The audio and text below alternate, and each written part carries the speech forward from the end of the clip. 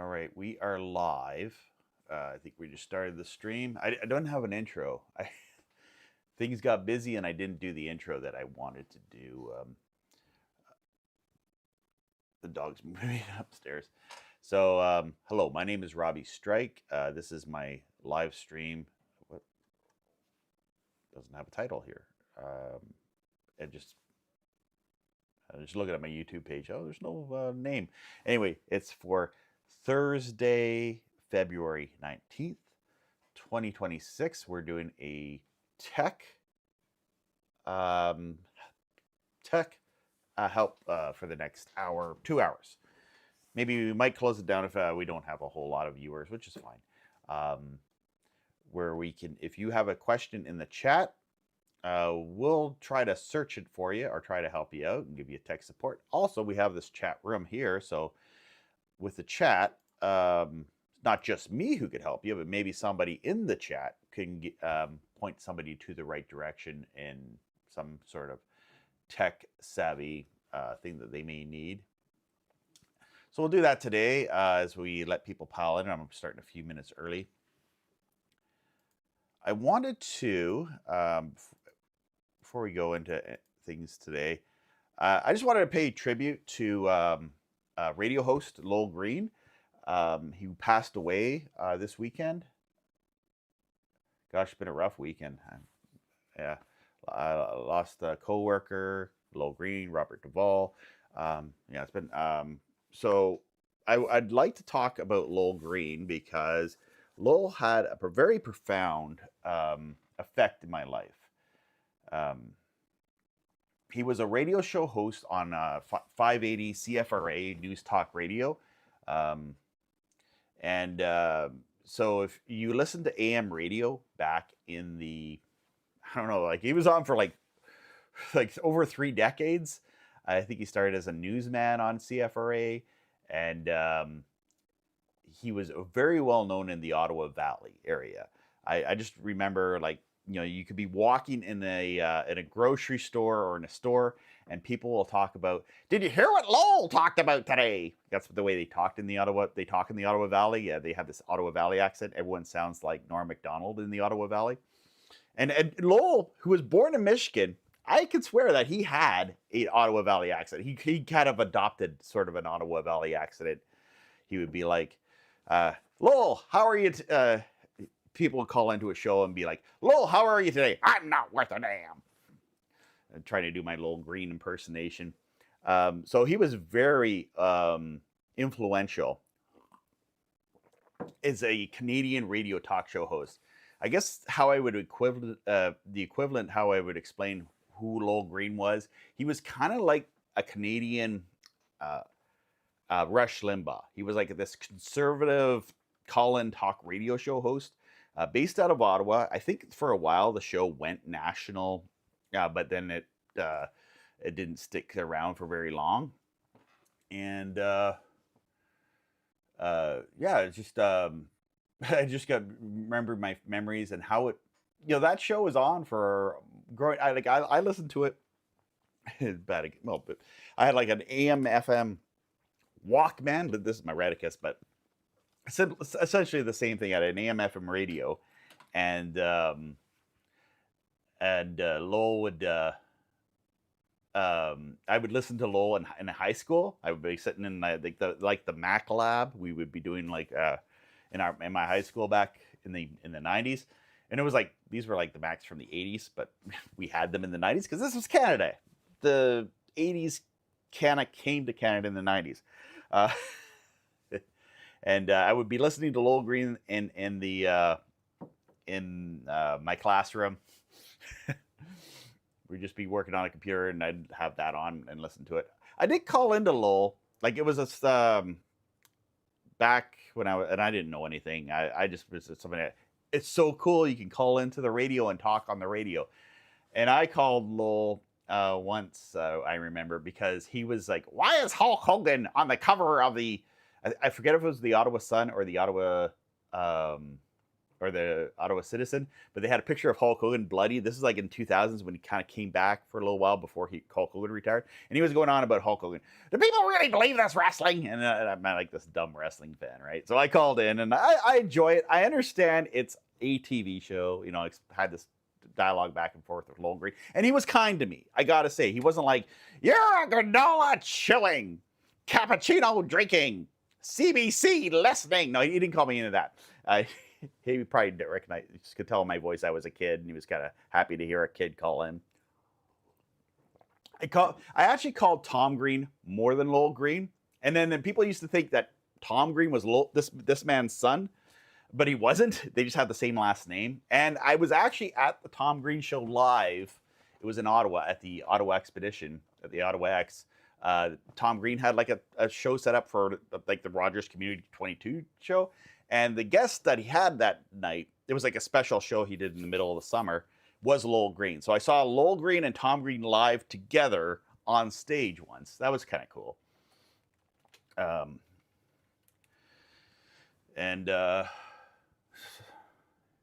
Yeah, so even today, I'm in Kingston, but I was able to pull in CFRA in my van today because I was driving my daughter to school. So that was it's cool that I can still hear CFRA on the radio. And I think that was a great radio station. There should be more radio stations like CFRA. Like every town should have a CFRA. That's one thing Kingston doesn't have. It doesn't have a CFRA radio, a news call-in radio show, radio channel. I wish there was something like that because this man here, Lowell Green, he did it really successfully. And I think I haven't really listened to CFRA since Lowell had retired. He retired, and there's a write-up here on his Facebook page. I believe his wife put this out. He was born 1936, and I can read this out. Maybe just I'm gonna get the reader to read that thing out for us, just to go through his obituary. I mean, I'm not going to go make this whole show about Lowell, but I just wanted to start, I just wanted to give a tribute to him. I got to say, Lowell affected my life very profoundly. One of his shows that he did actually was like a big reason. I wouldn't say it's the reason, but it was a reason how I became a Christian in the late 90s. And how that affected my life. What happened was, Lowell, I'll just tell the story quick Reader's Digest version of how I became a Christian. Lowell, Marilyn Manson came to Ottawa to perform, and Lowell, as Lowell was, he would take a topical issue and he would stir people up. That was his job. He was like the professional wrestling of politics. And he would get people stirred up. Why is it? I don't remember exactly, but I remember the show. Why is it that it's open season on Christians where Marilyn Manson can burn the Bible on stage and say all these things about Christians, but if it was any other group, he would be condemned for it. He did a show like that, which made me, and I was not a Christian at this time, but it made me wonder, what is this Christianity stuff? Like, because he had call in, they're calling them with like Bible verses. And we did an amazing morning show about that. And anyway, long story short, it sparked my interest in learning about the Bible and Christianity. And so Lowell Green's show was very profoundly effective in my life. And I don't even know if he actually was a Christian or not, but he definitely defended the Bible and defended people's rights to religion. That. And so, yeah. And another story I just wanted to tell some stories about Lowell Green. I got to say the story about my grandfather. So I had I would go visit my mama and papa, my grandma and grandpa. I called Mama and Papa. My grandfather sitting at this kitchen table, we'd be having lunch, and my sweet grandmother would be sitting there, and she was telling me, "Oh, I'm going to be putting on Papa's a-hole, referring to Lowell. And oh, he loves him. Oh, yeah, he'd be like, he loves him, but sometimes he gets mad. And anyway, so my grandmother would get up, turn on the radio, we'd be eating our lunch, and then Lowell would be talking there. I forget what he was talking about, but I remember I was not very political or knowledgeable. I was just like a kid at the time, just teenager. But and then I could see my grandfather. He didn't get angry very often, but he said he was my grandfather. If I could compare my grandfather, he was like having Mr. Dress Up as your grandpa. That's who my papa was to me. Like he looked a bit like him, and he was like my grandpa was like as if you would had Mr. Dress Up as your grandfather. That was my papa. Anyway, he would listen to Lowell Green, and then he would get mad, and he would say, "Turn off my a-hole." I'm not gonna say I don't like swearing. Turn off my a-hole. And my grandmother would get up with a smirk on her face and get up and turn off the radio. and then that was just a story of them talking about Lowell Green. And and another thing that Lowell Green did is a caller would call in and say, it would be a liberal white woman. Okay, we'll just say it was a liberal white woman would call in, and CBC was on strike. She was mad because there's no programming on CBC. And Lowell hated the CBC. So she'd call in, and she told Lowell, it was this back and forth that Lowell had with this one caller. It was beautiful. And the lady says to Lowell, "There's no propaganda in Canada." And Lowell says, "There's no propaganda in Canada? There's no propaganda in Canada?" And then the lady could come back. You got to give her that. "Well, there's you." And even Lowell laughed at that. And then she called a few times. I think this lady actually worked for the CBC, was on strike. This is back when the CBC was on strike back in the day. And he was like talking about how they wanted more money for the CBC. And then the lady would tell Lowell, "Well, it's the government's money." And Lowell always, this was like classic Lowell Green. He would say, "The government's money? It's not the government's money. It's our money. It's the taxpayers' money. It's my money." He always did this little thing where he did that very dramatic where he talked about taxpayer money. And so that was Lowell Green.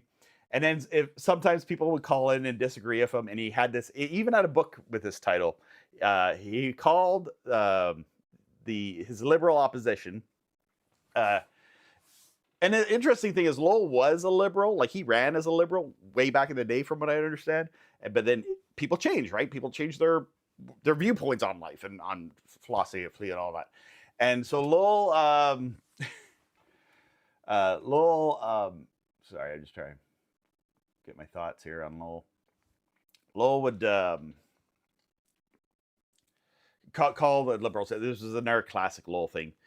He called the liberals the lefties. The lefties. Those lefties, they're the granola chewing, cappuccino drinking, CBC listening lefties. I mean, maybe he had something else he said in there. I don't know. That was Lowell Green back in the day. Yeah, I loaded up speech note here. I'll have this read to us. If I can read. I wonder if this thing is the robot voice. It's going to process.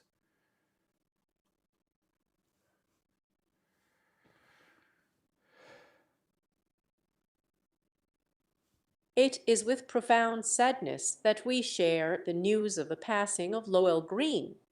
Lowell Green was born July 7, 1936, in Ann Arbor, Michigan, to Canadian parents. His father was H. Gordon Green, a well-known author, columnist, and editor at the Family Herald. Lowell grew up in Arthur, Ontario, before attending Macdonald Agricultural College of McGill University. Best known for his many years at CFRA in Ottawa, Lowell's radio career began in Brantford, Ontario. He worked in Sudbury and Montreal before being hired at CFRA in 1960 as a news and farm reporter. His incredibly popular Green Line show launched in 1966. By the time he retired in January 2016, Lowell had become North America's longest-running open-line talk show host. He kept contributing to CFRA until December 2019, but even then couldn't quite give up the microphone. He recreated the Lowell Green Show online in 2021, which ran until November 4, 2022. Two of his historic broadcasts are preserved at Library and Archives Canada. His contributions to Ottawa and to Canada include a campaign to save the Centennial Flame on Parliament Hill, a campaign encouraging his listeners to send bottles of polluted water from the Rideau River to Queen's Park, which helped lead to the formation of the Rideau River Conservation Authority, his Firearms Safety Association, which saw thousands of people join after a shooting at St. Pius X High School, a fundraising campaign to send Robbie McRuer to the United States for specialized medical treatment that helped save him from a life-threatening illness, and his unity rally ahead of the 1995 Quebec separation referendum, which drew over 100,000 Canadians from outside Quebec. He will also be remembered as the co-founder of Big Brother's Ottawa chapter and the Help Santa Toy Parade, as well as for his work to modernize and renovate the St. Vincent and the Elizabeth Briar hospitals. Additionally, he was the founder of the Ottawa Sunday Herald, now the Ottawa Sun, and authored 10 books. While Lowell was a well-known supporter of the Conservative Party, some might be surprised to learn that he sought the Liberal nomination for the federal riding of Pontiac in 1968 and ran for the Ontario Liberals in an Ottawa Centre by-election in 1984. Lowell will be remembered for promoting common sense and his island of sanity. Lowell died suddenly on Saturday, February 14. The family requests privacy at this time. Major awards: RTNDA Lifetime Achievement Award 2006, Golden Ribbon Award for Outstanding Community Service by the Canadian Association of Broadcasters, Queen Elizabeth Roman II Golden and Diamond Jubilee Medals, Helen Keller Fellowship Award Community, Friendship Award from the Royal Canadian Legion, Chief of Defense Staff Medallion, Senate 150th Anniversary Medal, Helen Keller Fellowship Award from Lions International, honors, citations from Prime Minister John Diefenbaker, Prime Minister Lester B. Pearson, Prime Minister Pierre Trudeau, and Prime Minister Stephen Harper. November 2017, honored in the House of Commons of Canada by the Honourable Pierre Poilievre. Received the Community Builders Award, displayed at Ottawa City Hall. Ottawa Hospital wing named after him. Ottawa Day named in his honor. All right, so I just wanted to play that. So that's my tribute to Lowell Green. As I said, he was very influential in my life. He passed away this weekend. I was a longtime listener to the Lowell Green radio show, being from the Ottawa Valley, and as it had a very big and profound on my life. So anyway, just wanted to start the show on that. I guess it does have a form of tech because it's media related and it's talk radio, which I love talk radio. I think that's Lowell Green is one of the reasons why I really enjoy talk radio today. I like listening to opinions. And the great thing about talk radio is you can get different opinions on things, but you can sort of, it can shape your ideas. Like it can change your ideas. So yeah, I'm a big admirer of that technology. So anyway, this week in tech, really, what did I call the stream today? Gosh, my memory's like I can't remember. I wanted this to be more of a call-in tech savvy, type of stream. I only go like an hour if that's all we need to do today. That's fine. Let me view my channel here. Okay, so today we are on Your Tech Questions Answered Live. Do you have any questions? Drop them in the chat. Drop them in the chat. You know, and we will try to answer them. I'll Google them. I'll grok them, or whatever we need to do. Anyone having any issues? Maybe I could try to help you. Maybe I can't, but maybe I could try. Maybe I could point you in a direction where you got to search on your journey to find out how to fix something, to fix your monitor, or fix your computer, or something like that. To transfer your videos to from VHS to digital.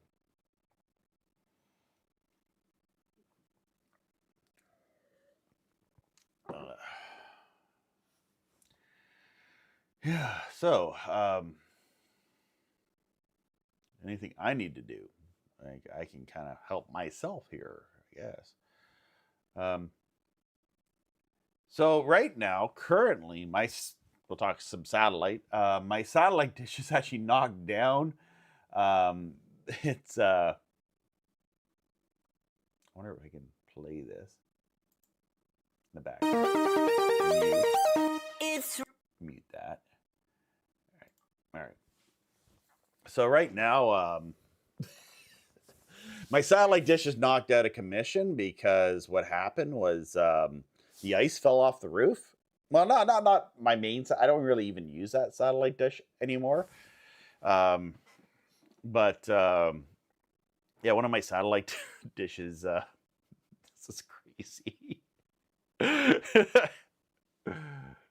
One of my satellite dishes went fell down. I still have another satellite dish going, and it's I have my C-band dish going. My C-band dish, so there's a little bit of free play in the dish. So when the wind hits it, sometimes it can knock it out of, not permanently out of alignment, where you need to move the actuator just a little bit as Santa Claus throws up on my carpet. So yeah, wasn't hit by tacos. That's just Grok AI. I see a question here. Let me make this thing bigger. Oh, that's insane. I'm not going to play the music because I'll get a copyright strike on that.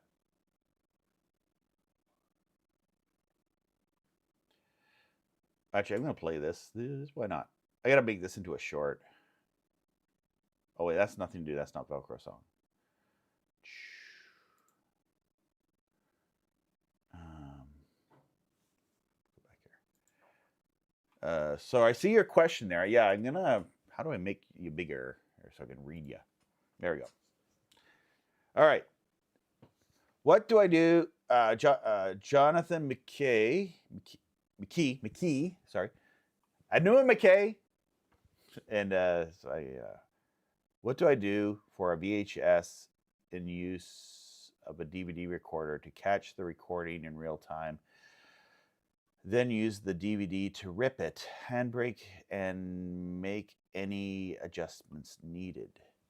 How would I so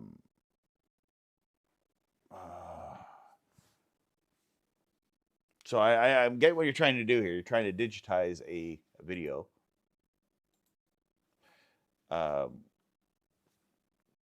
For VHS is use a DVD recorder. So, oh yeah.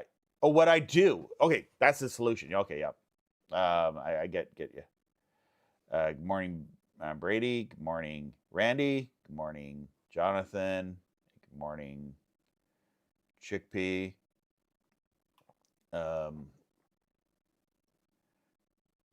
Yeah, that's I did that before too, and it was actually an easy way. Didn't give you like a blurry deinterlaced effect when I transferred to to DVD. I just found that it's because you had to actually have a DVD to burn. I do have a DVD recorder, but even the DVD recorders, a lot of them weren't very good. Like, it wasn't something that really took off like DVD recorders compared to VCRs. I had a DVD recorder and I still used a VHS VCR just because I found the VHS to be much better. I wonder if I can make that one bigger. Yeah. Yeah. Yeah, Discord. Yeah, you can call into Discord. We'll open up the Discord if you want to. Let's do that early today. I didn't even turn on my Discord yet. There we go. So Discord, we're still using Discord. It hasn't made us do that authentication thing where we gotta. I know that we're gonna lose Discord people when they make us do that because. Hey, Kurt, you know what? I'm gonna go to general. Or I'm gonna go to general because it's not Saturday. Here, I'm gonna be So I'm in general voice chat here. Do I have my audio up? Yeah, my audio is going through on the voice chat. All right, and okay, so yeah, did I put a link to the Discord in here? I think I did. I can, if I can figure out how to do this. Move the Discord window here. I'll go to my video of this. Go to my channel, and I'm going to go to the live here, and there should be a link in the. I'll tell you where to find it if you wanted to see what I'm doing here. There's an ad playing. Is it an AI ad? Okay, I'm gonna give the ad time here. My own ad. How do I do this? To go here. All right. So I might show you a little bit of information. All right. So here's the Discord link here. I am going to copy paste that into the chat. Copy. Paste. There you go. So there's the Discord link there if you want to call in. We're going to do it through Discord. Maybe sometime I'll do an X Spaces. I keep talking about it. I was going to do that at some point. Where we can, through X. Got my VHS tapes here. Oh, the interlace looks bad, eh? This blurry line. Oh, yeah, it's green here.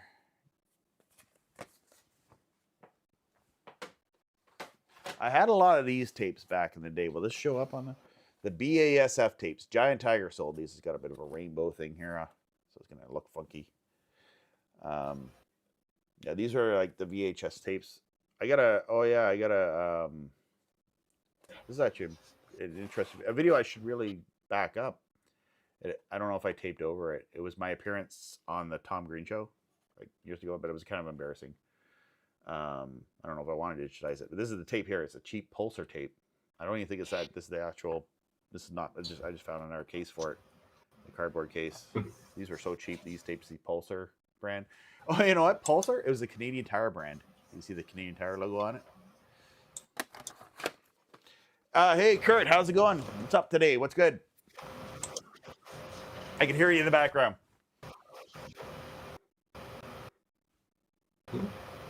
Hey, Rabbit. Oh, wait, you're not Kurt. You're Jonathan. Jonathan, yeah. I heard background How's it noise. going? Kurt makes a lot of background noise. Oh, that's OBS. I don't. Yeah, mine seems to be too. I'm in my basement and I have HVAC right above me and it's running, so even with noise suppression on, it seems to be leaking through. Oh yeah. My HVAC is probably in the other room, so I'm downstairs. There's a wall over here behind this computer. Gonna have this U-shaped desk. I think I showed a picture of it on Facebook last week. It's like this U-shaped desk. I got the green screen hanging on the wall here. Yeah, that's the one that you've had for years now, right? No, I've changed it up a while ago. Here, let's see if I can. Oh, okay. How do I do? Yeah, the way it works is that even though the actual furnace and stuff is in the back room, it's unfinished, so all the vents here are running over me, and so either way it's still noisy. It's more of just dividing wall than any kind of... there I am without the green screen and all that.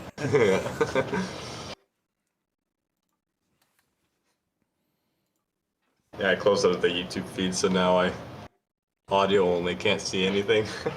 You might be echoing. You guys hearing an echo with Jonathan? I'll put the headphones on. I think OBS in Linux does not take out the audio super great. So I'll take these. My handy dandy dollar store, Dollarama headphones. These things are cheap as anything. These things suck. Like I've had the soldering in these like break. I bought I don't know how many of these I've bought. And I'm a sucker. Okay, yeah. And I'm a sucker, and I keep buying it or buying new ones. But they're soft. Like I like the soft material.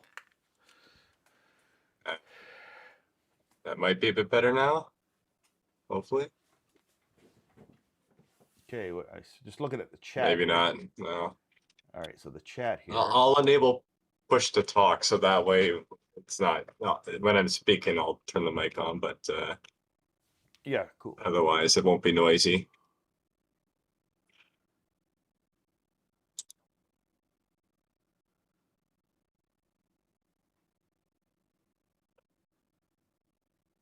Oh yeah, yeah. So I was just looking at your comment here. The reason why I don't get is proper de-interlace 60 frames per second video without all the frame drops because of poor encoding hardware on my computer. Yeah, that's the tricky thing with computers. It's a pain. I think this device, which I reviewed, it looked better than other devices I've used, these standalone devices, because I might have just broke it here. It's all right. I think it may actually be my phone cable. Yeah. Anyway, so yeah, I'll enable push to talk, so it's not breaking. That's a lot of noise there. I'm just gonna mute you. So yeah, this is my VHS to digital device. What I like about it is it records it to it might not be the best, but it's a lot better than other like software solutions I've tried using in the past. So I need to transfer some things. I was thinking I should start an archive channel because I got a lot of tapes. It'd be nice to just have some of that stuff archived, so we have like a backup of it. I don't like my head being so big in this picture. Here, I'm gonna go with that. The dish moving in the background. And yeah, so that's VHS. We talk about VHS a lot on these streams. We talk about the satellite stuff. Can I pop out the Discord? You're still muted, but here, I'm going to unmute you now.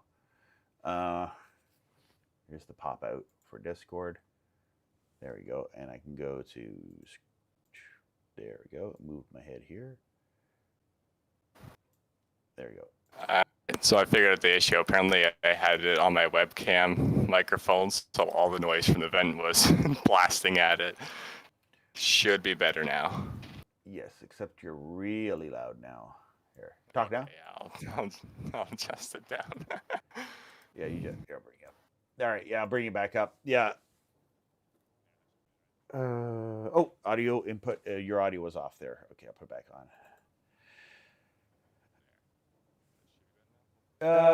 Quiet. It's very quiet now. I hear. Is that? I'll do it in between. Yeah.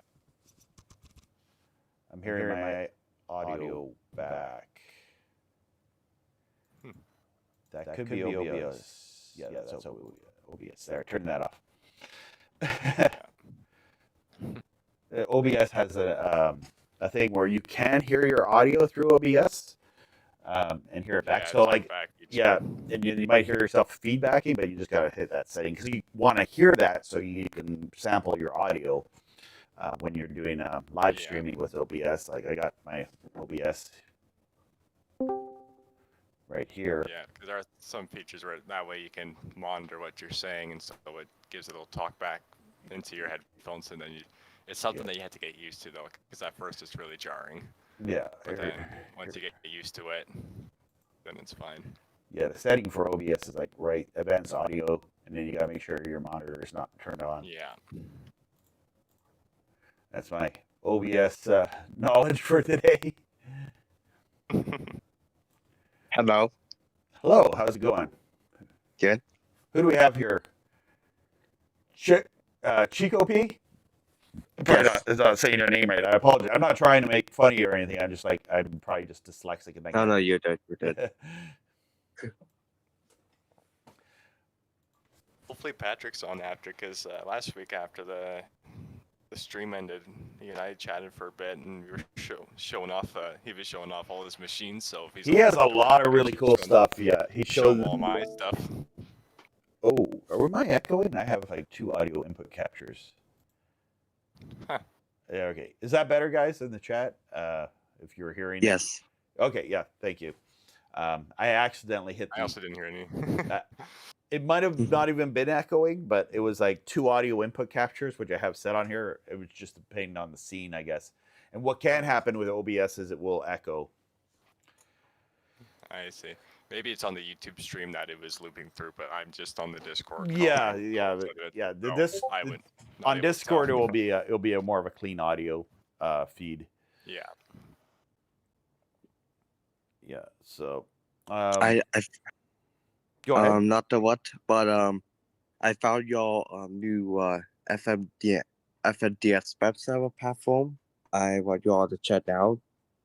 It's pretty cool. It's like the new version global tuners, but it's more like clean. You know what I'm saying? Sorry. More like the cleaner. What were you talking about? FMDS? Yeah, I found your new FMDX platform. What's FMDS? FMDX.org is like about the global tuners, but it's more clean. Do you know what that is, Jonathan? No idea. I'll look at. I Maybe put in the chat. I put in the chat. Yeah. Okay. I'll check and see. It might be something where I immediately recognize it. Yeah. Oh, is it on the YouTube chat? No, the Discord? Discord chat. The Discord. Discord VC chat. Okay, I don't see it for some reason. Or maybe it's a chat within that might be a new Discord feature where they have it. They have a chat. I see. Yeah. Is it in here Oh, somewhere? FMDXing. I see. FMDX? Yeah. So like the FM equivalent of shortwave DXing. Okay, so it looks like the way it works is they have different FM tuners, and then they host it on the server, so you can go anywhere in the world and try to scan the airwaves in that area. So Yes. that's cool. There is a site, and I always wanted to do a video on this, but I'm not like a big radio guy, like for SDR stuff. Let me switch my scenes up here. It's more for shortwave, but I want to show you guys this is, and I probably showed it on stream before, but I probably haven't showed it on here. I'll go to it's SDR dot.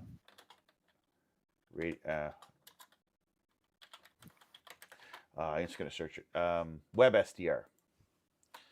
Oh, I heard of that one. Yes, there's I think so, there's yeah. this website Web SDR. Let me just fix my head here. I think that's the So you go to these, you can go to these software-defined radios. Now this is mainly for shortwave, but sometimes they do have FM on here too. But it's the same idea where you can go online and basically tune the radio online. Mm-hmm. Let's see if how this one works. So you got the SDR radio here. I just selected any random. Maybe it'd be good if I hit lower sideband. We're on lower sideband. Okay, so and you move the thing around this way, and I don't hear the audio. Maybe I have to click on something to start DSP. There you hear the static. You hear beeping. So the cool thing with this is you don't need an SDR radio. You just need the internet. And these guys have a way better antenna than a lot of people would have. Yeah, I use I think it's shortwave-radio.info, something like that, and it has a whole database of pretty much every licensed shortwave station on air and all the different schedules and times a day, and if you set your approximate location, it will give you it will show how likely you are to receive the station and like how strong it will be. And sometimes there are ones where it's low and I get it in really well, and other times where it says it should be coming wrong and I get nothing. I use shortwave.info. I use that site. Okay, yeah, cool. Right. I'm a lot weight a heavy and shortwave DSN. I'm more to the FM DSN. Yeah. I'm actually pretty. So I'm I have it actually on then CB to the AM radio, DSN. and this is like in Portugal. In Portugal? Yeah. I'm more to the FM DSN. I'm not based on the medium. And then to the medium DSN, which was actually pretty cool. But most of the time, I'm more to the FM DSN. Yeah, I do try sometimes to do medium wave DXing, but it's at that point it's more of it's less trying to like see if you can capture, like get a channel. It's more of just scanning and seeing what you find and then somehow trying to identify it from there. Right. Which I also did on shortwave, but it's a lot more difficult when you don't have as much of a maintained database as something like shortwave radio info. Yeah, It's more of just searching Wikipedia. There's not a lot there on. Well, there's one on CB. There's not a lot on CB. I see more on. There's CB over here, 29. There, go over here. Yeah. I do have a bookmark from the Wikipedia entry that shows what what channels are assigned to each frequency, so I can pick them up on my SDR. Mm-hmm. I got the official, $80 RTL SDR, and the whole kit and everything, and then I got HD SDR running on my old machine, and so that's nice to pick stuff up on there. I even one day was able to capture the Russian station UVB 76, the whole conspiracy theory thing behind that. But I was able to actually pick it up. tell me that. Really cool. That's interesting. So what's this conspiracy theories around the Russian? Yeah. So radio? UVB 76, it's the nickname of it is the buzzer because that's all it does, and it just continuously buzzes, and I believe it's an analog buzzer that is generated. Right. And so over the years, the thing has gotten what people describe as weaker and sicker because the pitch has gone down, the buzz is slower because it's over 40 years old. And so there's conspiracies around it being, or it's I forget the official term for it, but it's sort of a dead end signal or something. That's basically if the signal stops if it stops buzzing, then it's going to trigger all these nuclear weapons or whatever. That was one of the conspiracy theories. Another one is it's used to relay information to the spies or whatever, because every now and then the buzzing will stop and then the voice will come on. And then they will use they will say people's names, and then the first letter from each name is what's taken away, and then it spells out a code that only those who know can decrypt it, supposedly, or decipher it. Yeah, that's there's a lot that of has conspiracies happened around that. But I'm surprised they're actually using analog too. But yeah, but I doubt doubt that if this transmission ceases, that they would launch nukes because it's a debunked conspiracy theory. Because what if they lose power in their location, and then they start exactly a global thermal nuclear war. And yeah, well, there have been times where the buzzer dies and it goes off for everyone would panic. Everyone would be panicking. Yeah, it's just it goes like and and and it and dies and for half an hour. and I heard that people hijack the station a lot.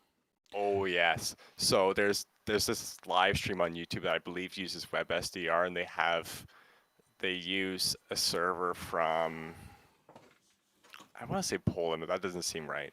But it's somewhere near where the signal on 4625 kilohertz in lower sideband picks it up. You can pick it up there, and there are people where the hijackers, and they will transmit, and like they will make images based off because of the waterfall. They will generate Yeah, that's images cool that on he the can do that. waterfall. Yeah. So like the typical meme I one, the Rick I roll, all this I sort of I stuff. I heard Bad Apple once on the.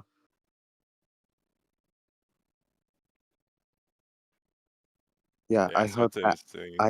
I heard Bad Apple once on the puzzle. It was actually pretty cool. Yeah. Yeah. Yeah, it's an interesting live stream and all that stuff, like, and because they know that people are watching it, so then they hijack it, those who are nearby, and they transmit it. Yeah, for years I heard about pirate radio stations, and I've actually with the SDR I finally found some of the pirate radio stations. And to give you a little insight of what I've heard with pirate radio is it's usually upper sideband, and they'll play music on Yeah. upper sideband. That's like it's like a radio that is very easy to get. Like it's one of these I don't know. And there's some people they make weird noises. Like there's a weird noise guy going on there, and everything's Yosemite Sam on one of them. Is that what his name is? Is I don't know. There's he's a character. He must be a character on the pirate radio guy. Like there's the crying baby over on CB radio, where there's this guy who always plays this crying baby sound all the time. Well, that would be horrifying to hear.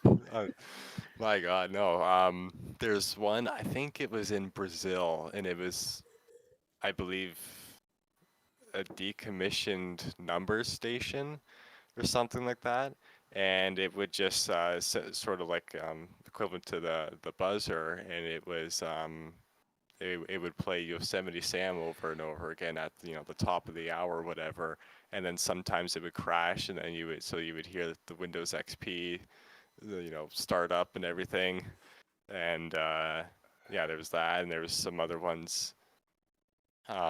One where it was, I forget, I think it was another Russian station. It was called, I forget what it was, but basically it just like transmitted a bunch of random, I thought it was like the whip or something like that, because it made these like weird whipping noises, and it basically was designed to just basically hijack and block all sorts of radio frequencies. It's wild. Yeah, the SDR hobbies. I'm really into that. I play around with that from time to time. But I found with the web SDR, the cool thing about that is if I want, I can just go to that on my laptop and not have all my antenna. I do have a decent antenna for all that now, but I don't know if I'll get into the transmitting end of it. Yeah, I'm more into receiving, at least for radio for sure. I do have a CB radio with like channel 36 upper sideband, but I can't really have a conversation with people because like if you start talking to someone, everyone's like saying their location and trying to DX, but you can't really have a conversation on the CB, like especially on the DX frequencies, because it's just people want to. It's all about. Yeah, it's all just shooting around there, and so it's been tricky on that. Yeah, and then you have channel 6. The Super Bowl channel that Eric from Far Right Flames calls it. Yeah, the Super Bowl channel. Yeah, it's a lot of noise. I saw a meme which is hilarious, where somebody had like a bunch of people on a microphone all talking at once, and a staticky TV around them, and then someone in the comments says, "Is this channel 4?" Yeah. I have a CB radio. Actually, I have a couple of them, but I don't have the ability to install a proper base antenna. So I have a mobile one. I don't have a proper ground plane, so pretty much it was literally just so I could listen to the stations. But now that I have the SDR, I can just listen to it through there. Um, but yeah, I like the novelty of having like being able to try to capture the signals from my location. It is cool using web SDR so that you can see the different things in here around the world. Yeah. But it's nice to be able to try to pick it up from your own location for sure. I did have I forget what it was called. There was a software that I had that did more of the scanner stuff for the UHF, and it Oh, decrypted the unencrypted DSB, whatever the digital mode stuff it was. oh So wow. it was like I had to use it in Windows. Hmm. Hopefully there's like a flat pack for Linux that does this. And if someone Yeah. knows what this is, somebody who's watching this, let me know. Hey Rob, give me like a link to it. Robbie, try this in Linux, and it's like an SDR. I think there was one developed, and I haven't searched it out. I'm still using Yeah, there have been a GQRX. few. Yeah, I'm still using GQRX, which is just strictly analog. I think there is a Mm. way of getting digital modes to work on it, but it's a pain because you're doing a whole lot of Linuxy command line stuff, which goes a Yeah. little bit above my head. Uh, Yeah.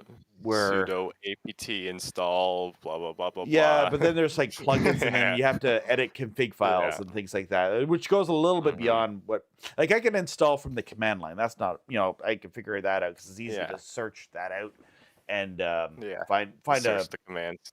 search the commands, and it's very easy to do that. But when it gets to be like every system's different, it's one of those tricky things. That's where it's a pain. Yeah. I use on Windows I use HDSCR, which is old software, and it supposedly can run all the way back to Windows 2000 still. But I tried it on my XP machine with 2 gigs of RAM, which was good for 2005, and maybe it's just because it's a modern version, but it could not handle the machine couldn't handle it, so I just went to my Windows 7 machine with 4 gigs, and that runs perfectly on there. Yeah, Windows 7. Wow. Yeah. Do you dual boot that computer so that you can have Linux on it too? No, I just I like to have like older laptops. I have it run exclusively in the Oh yeah, OEM factory image. I do have a machine. The one I'm on right now is running Mint 22.1 Cinnamon. I see no point in upgrading to 22.3 since it's gonna lose support at the same time anyway. Might as well just keep the old. But yeah. yeah, so I have that on there, and then What am I using now? a few machines with Windows 10, but otherwise I run a lot. Most of the stuff I do Windows on now is actually on pretty old operating system. It's crazy to think Windows 7 has been out of support for 6 years now. It's still I still do have the one with the SDR connected to the internet. I probably shouldn't, but I do. Just so that way I can look up shortwave info stuff. And but yeah, all the other ones though I have them offline. How do I find out what I'm using? Okay, there, system info. Linux Mint 22 Cinnamon. That's what I'm using right now. Okay, yeah. It's So mine's like probably like 5 months newer than yours, oh but yeah, yeah. doesn't make a difference. I remember the one you were using before, but the look of it, where because you liked it because it looked like Windows XP. I'm pretty sure that one until you upgraded to 22, I'm pretty sure that one had been out of support for 10 years. When I looked it up and realized it was a completely different interface now, I realized how old must be the one that you were running. Actually, you can download themes for Mint. So you go in there. Oh, okay. Yeah, so you can get like a Linux or not. Yeah, well, like it's called Linux XP, right? Like the Windows XP look. Oh, I do have Mint XP, yeah. How do I do it in here? I mean, here I can do it here on a screencaster, I think. Mm-hmm. I believe it's you right click on the taskbar. Yeah. Or taskbar on here. It's called the panel. I gotta right click on the panel settings, and then the theme, I believe. Yeah. So if I go here, I'm just gonna maybe not move this guy here. Maybe I don't remember how to do it. And here's my desktop here. So I got like my retro desktop. Go into themes. Mm-hmm. Themes. And I don't know if I have it downloaded, My audio work is my audio working? No, I don't think your audio is working, Kurt. Oh, this might be the one where they change things. I'm not. No, wait. There's a way of doing it. Applications, add, remove. So you go in your here. You go themes. And this is where you can download. I don't know if I have a XP. Yeah, there's the Mint XP. I've already have it downloaded, but you can go. I think even here you can go add, remove, and download themes as well. I think there's like a store for that install and all this. Mm-hmm. Yeah, the Mint XP theme, when it was the old desktop design, it was able to pretty much turn the entire thing into Windows XP. But now with the modern updates, it now only works on the panel and the not a start menu, whatever the Linux equivalent is, the applications menu. But then I got the Bliss background, the one with Linus photoshopped on it, that meme. So there you go. So I have it so that way it pretty much looks like, and it's closed. It pretty much looks like the default XP. Yeah. So with Linus' head sticking out. there it is. And I customized mine. Like I put a picture for computer. I put a picture of Commodore Amiga as a PNG, and then for one of my hard drives, I made it look like a tape drive.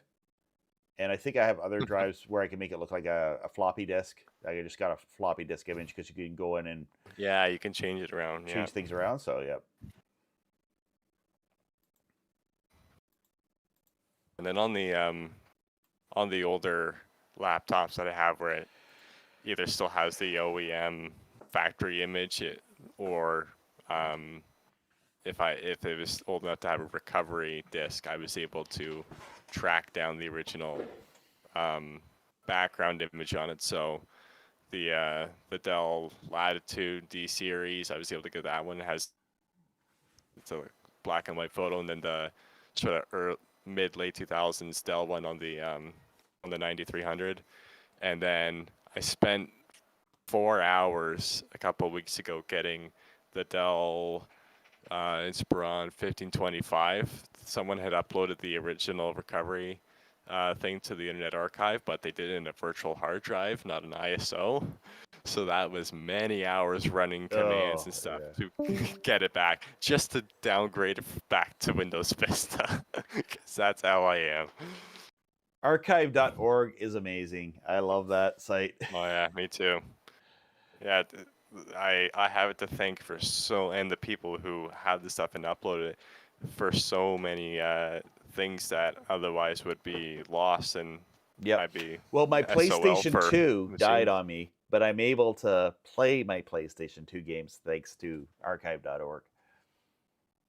An emulator and then the the discs. Yep. Nice. Yeah, so they have the whole ISOs of some of a lot of the games on there. Yeah. Yeah, they're and big. Other various ISOs for things. yeah, and they're big too. So yeah, it's archive.org is a great site. Yeah. And it's I'd love to support them at some point, because I know they're been under attack for a long time. Oh really? Yeah. Oh yeah, it's lawsuit after lawsuit, and then that whole group that hacked them.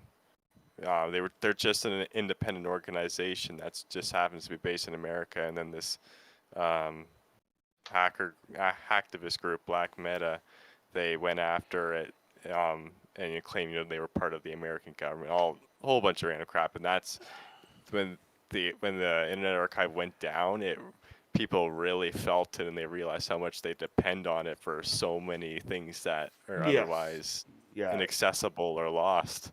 So there needs to be multiple organizations that do what the Internet Archive does, and try to do it better, and then that way there's more competition for that. That kind of thing. I mean, at this point they have probably exabytes of data, because they've, since the 90s, they've been basically preserving the internet. Yeah. Can you hear me now? Yeah, I hear you now, Kurt. Yeah. Oh, okay, I rejoined. Yeah, so which version of the USB dongle do you have? Oh, he's asking you there about your SDR? Yeah, sorry, yeah. Oh, right. Is the latest one they show version 4 or something like that? Yes, yeah, they have the what is it called? The EIO DLL, something like that. And it's version 4, yeah. So I was able to get the DLL for that and have it so that way I decided to go for that one, invest a bit more money because it apparently helped with a little bit more noise suppression and better sensitivity. So like, all right, I'll go with that. So I did, and there are things where it's like, all right, it's not working as well, but a lot of it too is just because of given my location and my limitations. Yeah, I But got to pull out otherwise, it, my version 3. I haven't used it in a while. I got it like 3 or yeah, 4 years ago at least. Yeah. hmm yeah. But I mean, the fact that I was able to pull in the buzzer, I mean, it must be good because that's a difficult one to get in Canada. Oh, you're in Even Canada though, somewhere? even though we are neighbors with Russia, but it's on the far side, on as west as you can get. Just looking for like my earliest presence on the internet from the 90s here on a Wayback Machine. I mean, I could go to, if I go with my name, it does have my site from 2001 to 2008, which I don't run Oh, I anymore. forgot you can just type in. Yeah, You can just type in you can do a keywords. search. You can do a search through it. It's amazing. Like, yeah, they Mhm. should not. That's like a declaration of freedom when they hack this site to try to. Well, they're not going to Yeah, take it down, but they're going to, it's going to be slow because yeah, probably the amount of use that it has there. But yeah. I had like a few different sites in the early 2000s. Mm, It's not going to show that, but here's where the screenshot of it would be. I don't think that there's anything from earlier. yeah, Let's see if I can get to it. yeah. I've nice. I've been able to. I was able to find the website for my old public school before it closed. I based off of the URL of other schools, I was able to guess it, and after I think the second try, I got it, and say farewell to school. I won't say so I don't dox myself, but yeah, it's great what you can find on there. Even my dad's old band, all that sorts of stuff. This is here, my old HTML website that I made back like 20 years ago. Nice. What'd you use to edit it? The Hot dog?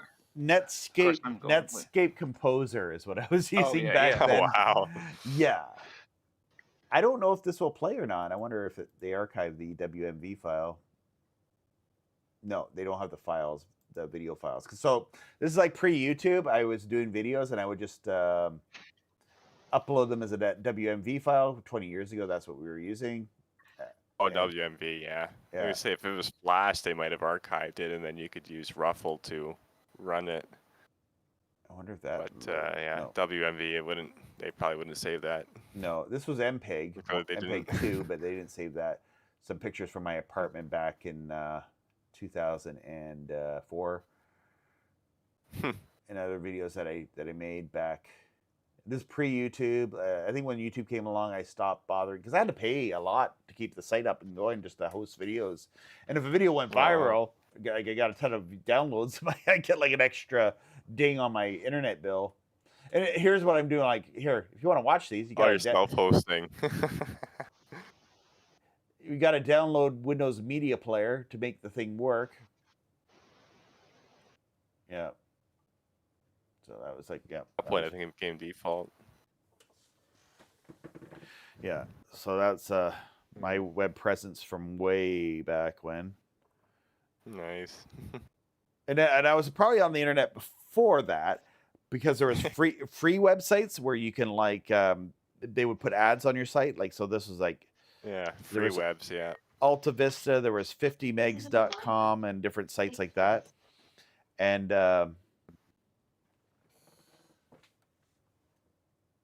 Lots of cool stuff like that. yeah. There was also what was it? GeoCities? I think that they recently shut that down. GeoCities is shut down. That was around like back in the old internet days. Mm-hmm. So everything would be like archived and My dad pays.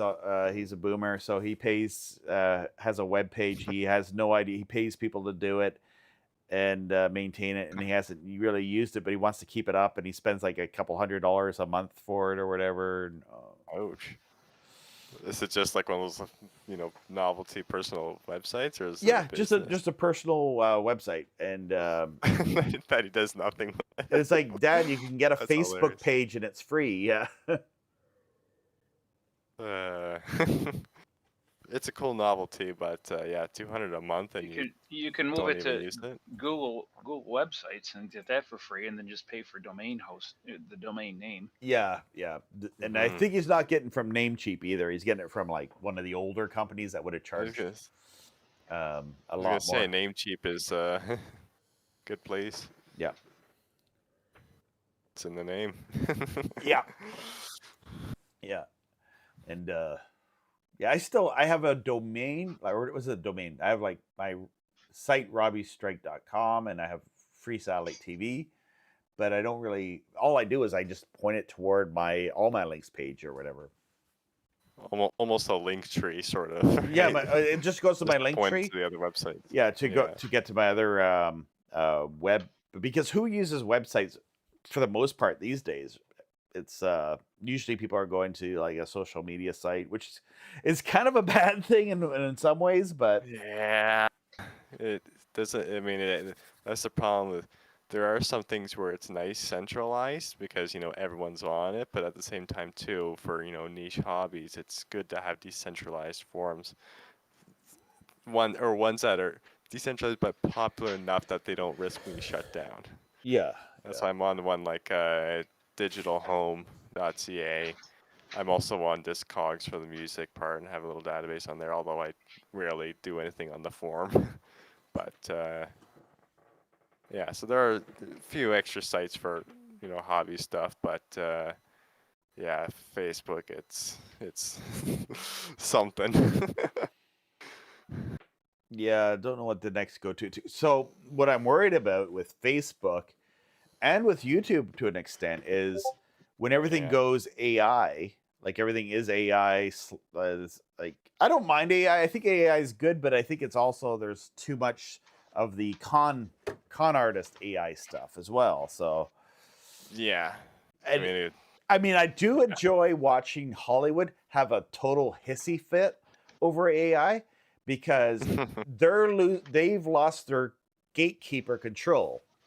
So it's not only just Hollywood that can make a Jurassic Park type movie. Anybody yeah. can make a Jurassic Park, and they're pissed about that. They hate that. Yeah. Oh, They- Hollywood is horrific. Yeah. Yeah. Don't want that fame. Yeah, Hollywood is all about, toxic movie stuff, and then New York was the, television and radio. See, that's the interesting thing. Television City is in LA, and Radio City is in New York, but in reality, television was also in New York. Yeah. Depends on the talk shows are in New York, and a lot of studios are like in Times Square, and which is weird because like why not just like I feel like people in television they have to be at the center of the universe, New York or LA. They can't have Ted Turner. There's an interesting one. His CNN was in Atlanta, Georgia, in a house, in a mansion. That's where he started. He started CNN in a big mansion, with out in like I think it was out of the city a little bit too, where CNN started, and and then eventually they got studios in New York. But yeah, that's where CNN started, was in where it was in Atlanta, Georgia, and then eventually moved on to I don't know where these other news channels, because there's like there are a dime a dozen now. Like there's so many news channels. Oh yeah, there's so many. That CNN was cable news network. It was the news channel. It was impartial. It just stated the news. and the thing is, and they wanted, it was the ratings, right? And they know, and I just started talking about the way I started the stream off, talking about someone who was one of the early people who knew how to use an opinion and used that to stir people up. That made ratings. It got people talking. Lowell Green was like this local guy that could do that. And you see a lot of like these talking heads. That's what it's evolved to. Where before, people are just like they gave the facts, just the news. But then you lose because of the TV station on the next channel is like antagonizing people, being the pro wrestling of news. They're going to get more ratings, so they had to like adapt and change. There's a difference between like something such and such happened and blah blah blah blah versus who do they think they are? Change that, that kind of like because it gets people like angry. Using what anger. Facebook algorithms use anger to get people's attention and keep their engagement, because nothing engages people more than anger. Emotionally invested into what's happening. If something that can capture their emotional investment, even if it's not like there's emotion, and then if there's actual like having the truth and facts, emotion it drives things, I guess, a lot quicker than just facts. So and exactly.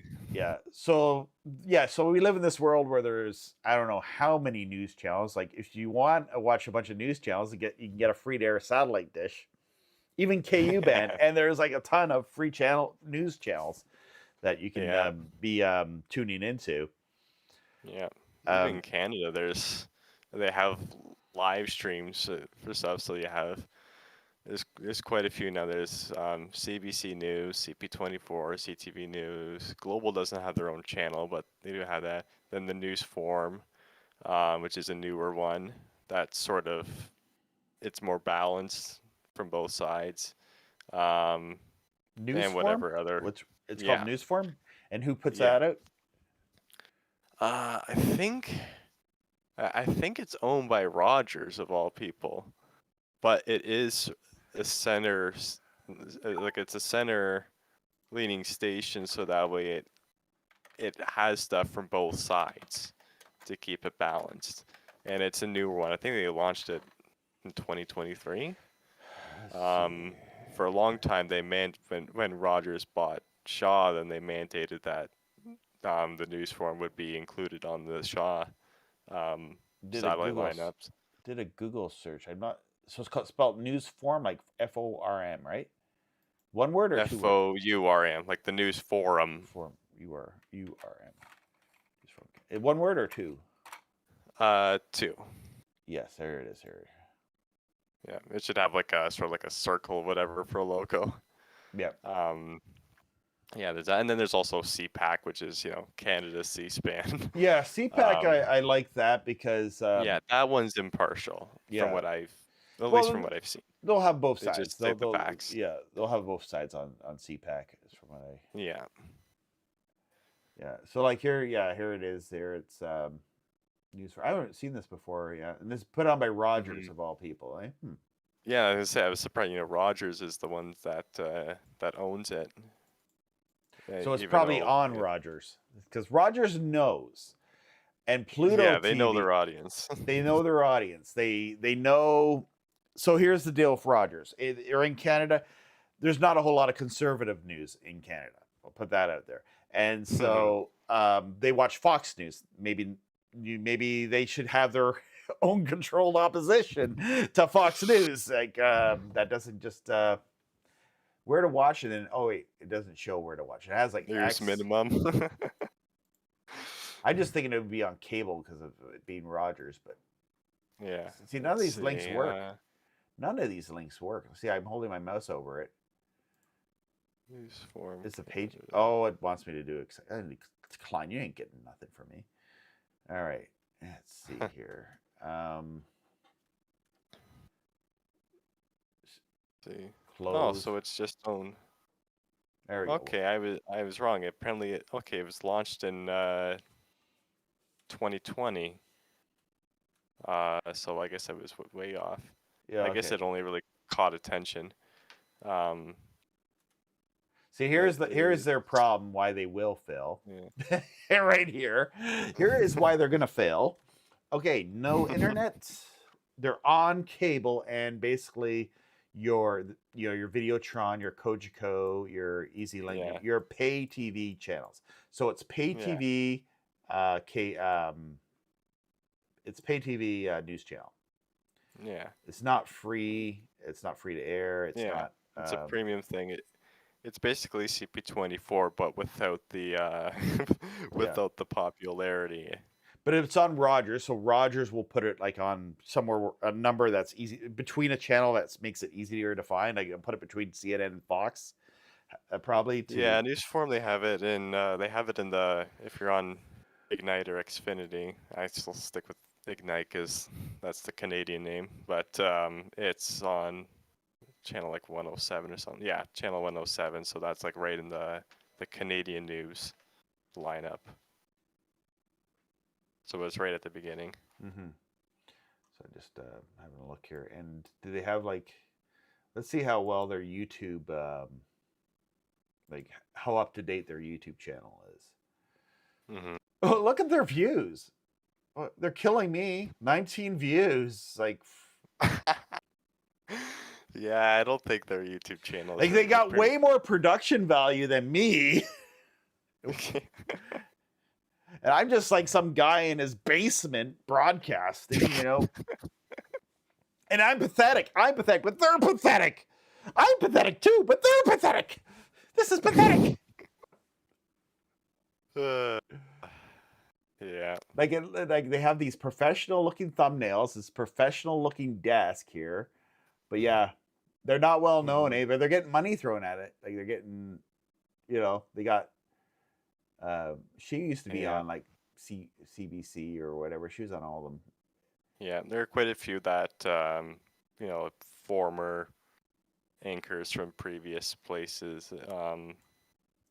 They're not getting. Some like.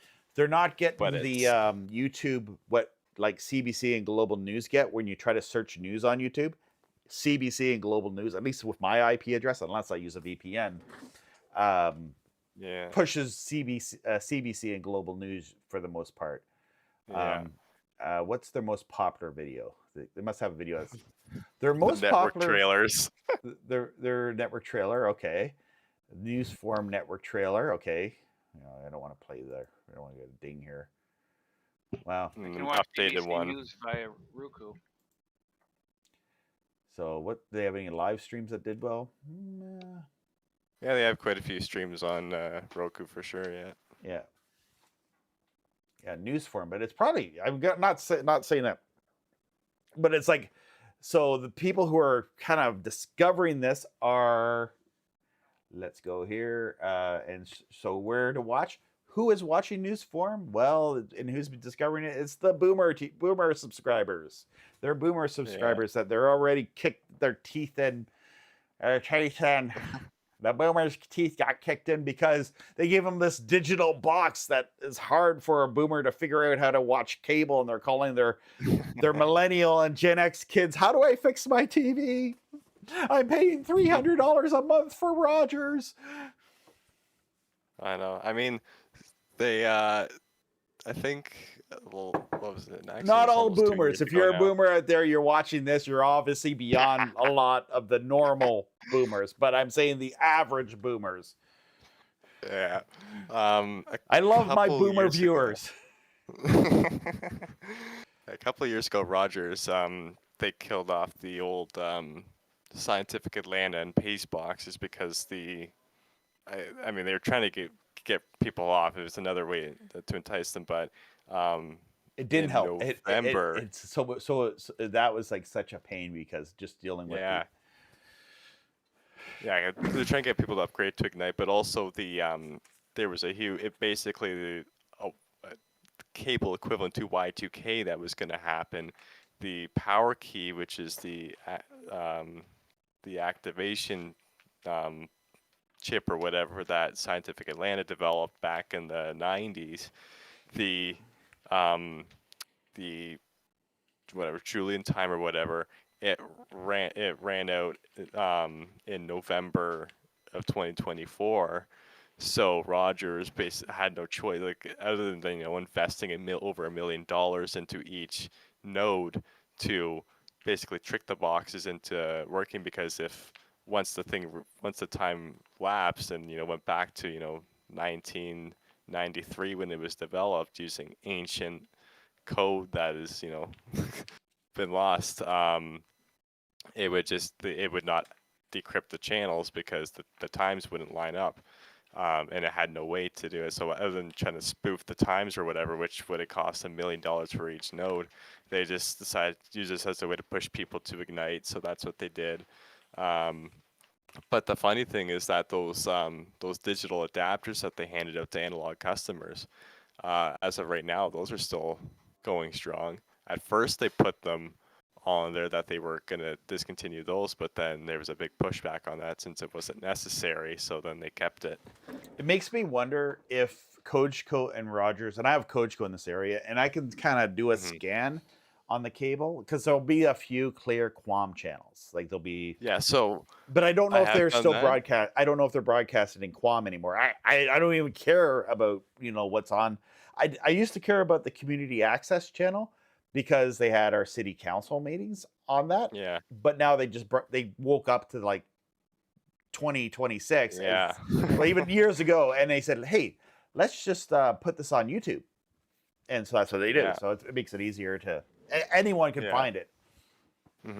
I did a while ago do a scan just to see what was still in the clear on Rogers. So it's the radio channels, the ones that were normally premium. Those are in the clear. You just have to. It's up to you to try to figure out and identify the channel. This is also as of a couple of years ago, so I'm not sure if they still have it there or not. Yeah, that's what I have my HD home run that used to tune in that. Yeah. As of 2 years ago, the radio channels, the Rogers on-demand Barker channel. So you would tune to that, channel 100 or. Well, actually, 100. It was it had the movie promos that was discontinued, but the generic YTV on any of the other on-demand channels you would tune to, it would just have this the Barker channel saying Rogers on demand, press A for on demand, and so then it was up to the box to detect it and it would bring it up, and so that Barker channel was in the clear, and then there were. So, even the aquarium channel is gone now. Yeah, they had a few analog thing.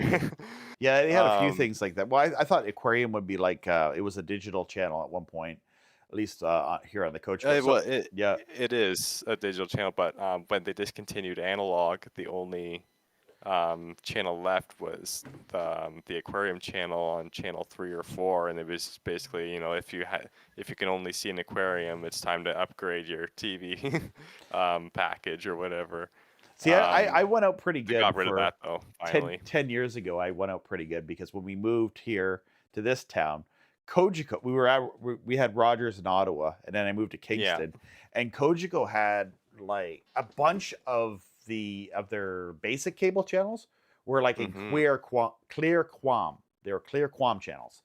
So you get a lot of the TVs that were available like 10, 15 years ago had the ability to scan in clear QAM channels.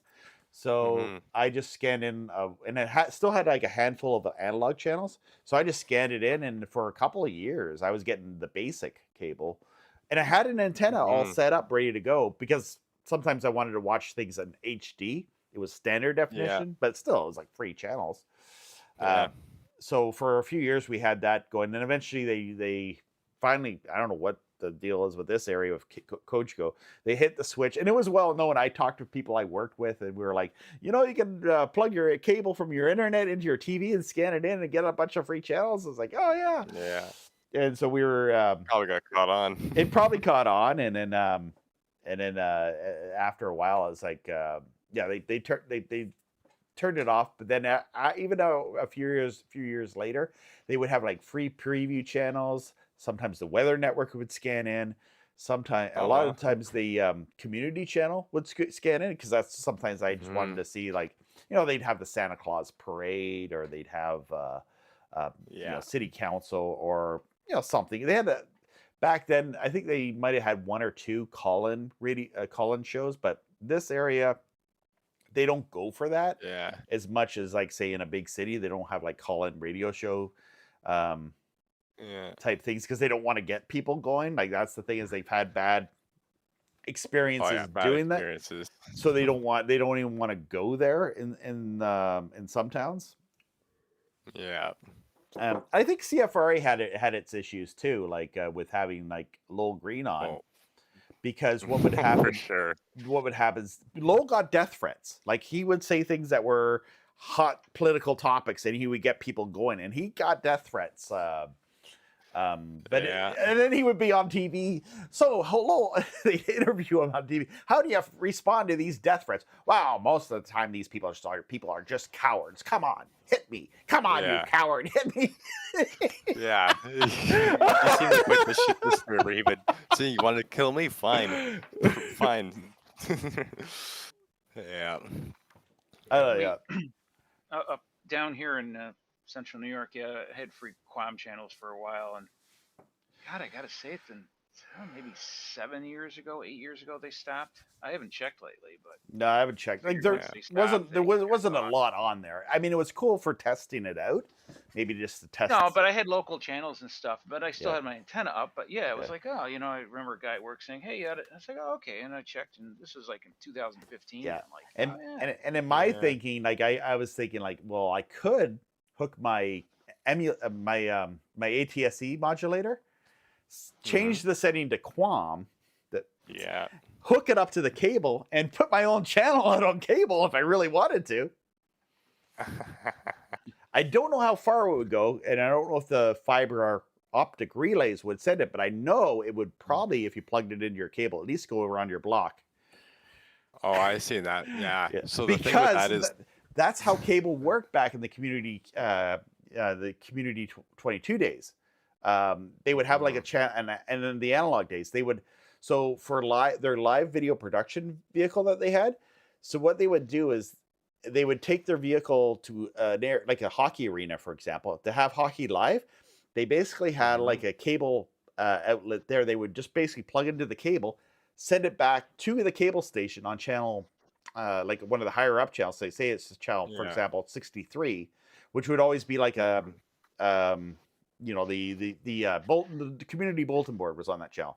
They would turn off the community Yeah. bulletin board, put up the local feed for hockey, for example, send that back yeah. to the cable station, and they would relay it back to channel 22, so that people would see it on channel 22. That's how they did Yeah. things back in the day with cable in the Yeah. analog days. Yeah. Probably the thing too is they probably had when they plugged into that wall outlet, they had one of those blonder tongue, whatever 100-watt amplifiers. Because I did try it one time, sending a signal just with my VCR and an amplifier, and just for going from the basement to my bedroom, the thing was almost completely static. So you'd have to have a huge, illegal amplifier to be able to get it to go around your block. Probably so. I know that Especially with all the digital noise. yeah, but the digital modulators, I'm not sure how far because they probably go further. Because I'm using the digital modulator with basically what is like a home setup, and it's sending the signal from the living room over right here next to me. I have my HD home run. It goes to that, and then goes everywhere across my Wi-Fi network. But I have my TVs that are plugged in, and I really only use, what am I using, 2 TVs in my house right now that are actually plugged into my TV antenna. 3 if I count my HD home run. My HD home run is like 3 TVs that I'm usually watching, because the HD home run that makes anything in my house an over-the-air TV tuner. That's in my local area Wi-Fi network. I love the HD home run for that. Where are we at? 1:30? So we've been on here for about an hour and a half. I think I'm going to wrap this stream up now, because I think it's. But I am planning on doing these on Thursdays. I'd like to keep things consistent, but life happens, and I'm not sure if. I do know I have a Thursday coming up where I won't be able to do it every Thursday, but I want to keep consistent on YouTube. So we didn't really do any searching. Like I was set up with a search engine, if anyone wanted any tech support, we're here. Jonathan's here. Kurt's here. There's like 3 very knowledgeable people on tech. So if you had any tech questions, and in the chats are usually really knowledgeable people. I kind of want this to be like an online repair cafe to an extent. Yeah. That's what I had an idea for this stream to be. Is I know we're not going to get we're not going to be a huge viewer thing. We're not going to get like 1 million viewers. That's fine. You ever Yeah. watch the Repair Shop from Great Britain, the TV show? No, I haven't seen that. Oh, it's well, you get it through Pluto. I don't know if you have any Pluto or not. I do have I'm Pluto. sorry, Yeah. Yeah. Roku. Canada I'm sorry, finally has Roku it. device. Yeah. You have any Roku Why devices? can't I find that on Pluto? All I find on Pluto is Global News Kingston, Global News Toronto, Global News Ottawa.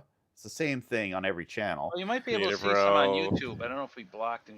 Winnipeg, blocked it DC, now. just all this. And then it's like, how do 5,000 different how do I global get news. to watch The Walking Dead? Well, go to your VPN. And, Yeah. Yeah, but it's on Yeah. YouTube too. Look for the. oh, the yeah, Repair if he's Shop. on YouTube, yeah, okay, yeah. Mhm. Speaking of tech support, Robbie, do you know what happened to Grandma Hates Tech? Because I like, don't she know just what stopped happened. She posting just- one she day. just You disappeared. collabed with her. I collabed with her. Yeah. I should send her an email and ask, hey, are you still because A lot, so the guy doing it, he got his grandma to put the wig on, or his mother. I think it was his mother that did it. His mother to Yeah, put the wig on, the and silver wig, she yeah. was into it. She was really into it, and Yeah. She wanted to buy Linus's channel for $1 million. yeah, something. She was funny. She was funny, and Mhm. and her son was like, he wanted to be a behind the scenes tech guy. He had a few other tech channels that he did, but he wanted to be behind the scenes. And and he was the one I kind of dealt with, and he kind of set it up with his mother to do Grandma Hates Tech. Yeah. So I should reach out to him. Thanks for mentioning, because she used to be in the chat room here in the chat and on How here. long So ago was that? a couple of years, I don't know how many years ago. She hasn't Yeah. posted in 3 or 4 years now. Let's do it now. Let's do it now before I forget. Yeah, it's been like 3 or 4 years. I think it was about 8 months after you collaborated with her was when she just the last I video liked was I liked uploaded, what and then I liked what she was doing too. Like the whole curling stuff and all that was hilarious too. and I thought that channel should have been bigger than where it was. So like, where was my collab? She only, that's sad. Yeah, she only has like Yeah, 700 subscribers. Should have more subscribers. 719 left. Like She used to have at least- I thought she was gonna be huge. You know. Yeah, she So just 4 yeah years 4 ago? years ago, a security camera was the last thing she did, because it seems like yeah, I remember when she had at least 3 or 4,000 subscribers, and then I guess 4 years goes by and people like including myself, we start clearing our subscription feeds of stuff we don't watch or people who don't post anymore, and so now she's down to less than just over 800 or just over 700.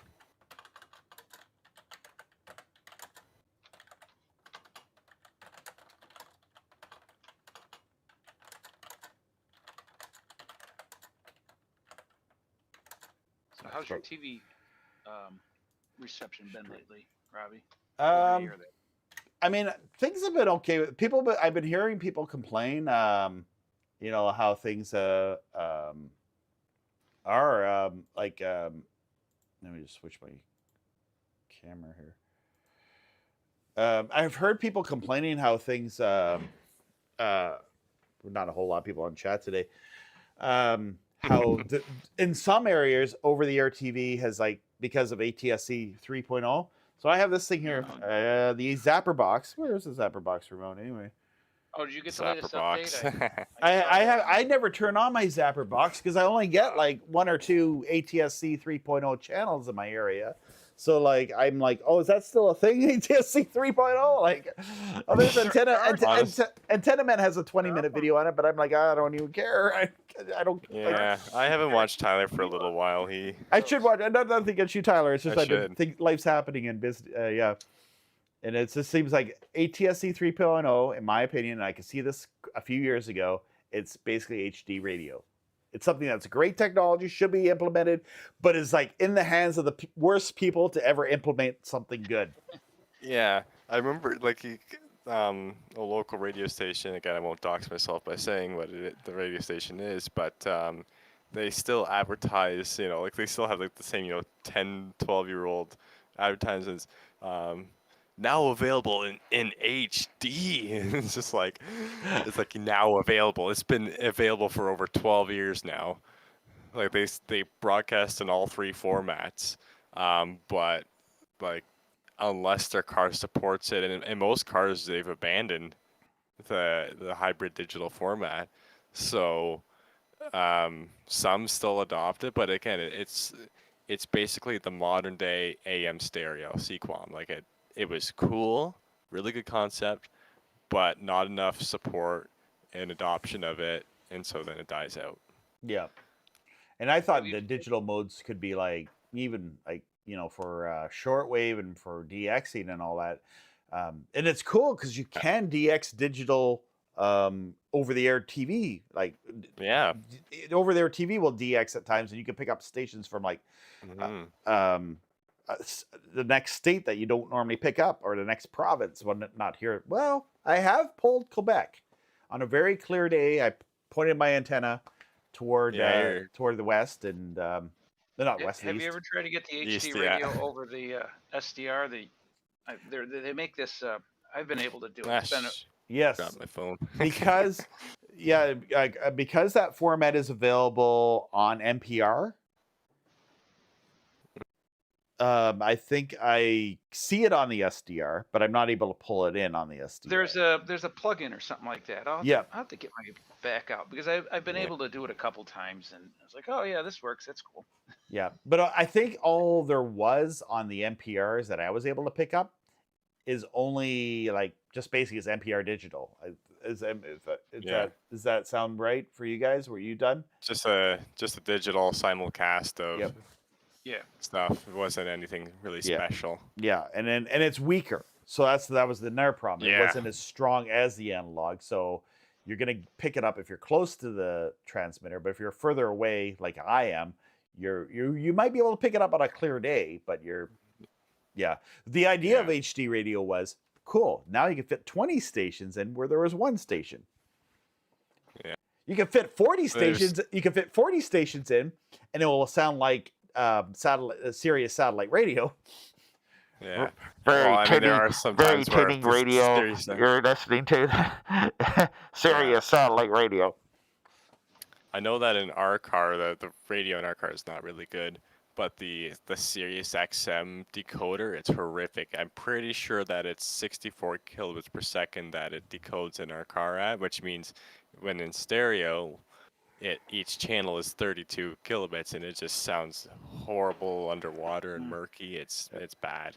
It sounds worse than dial-up. Radio with dial-up with a 28.8K modem that I listened to back in the 90s. And I think it was like to be fair 16K.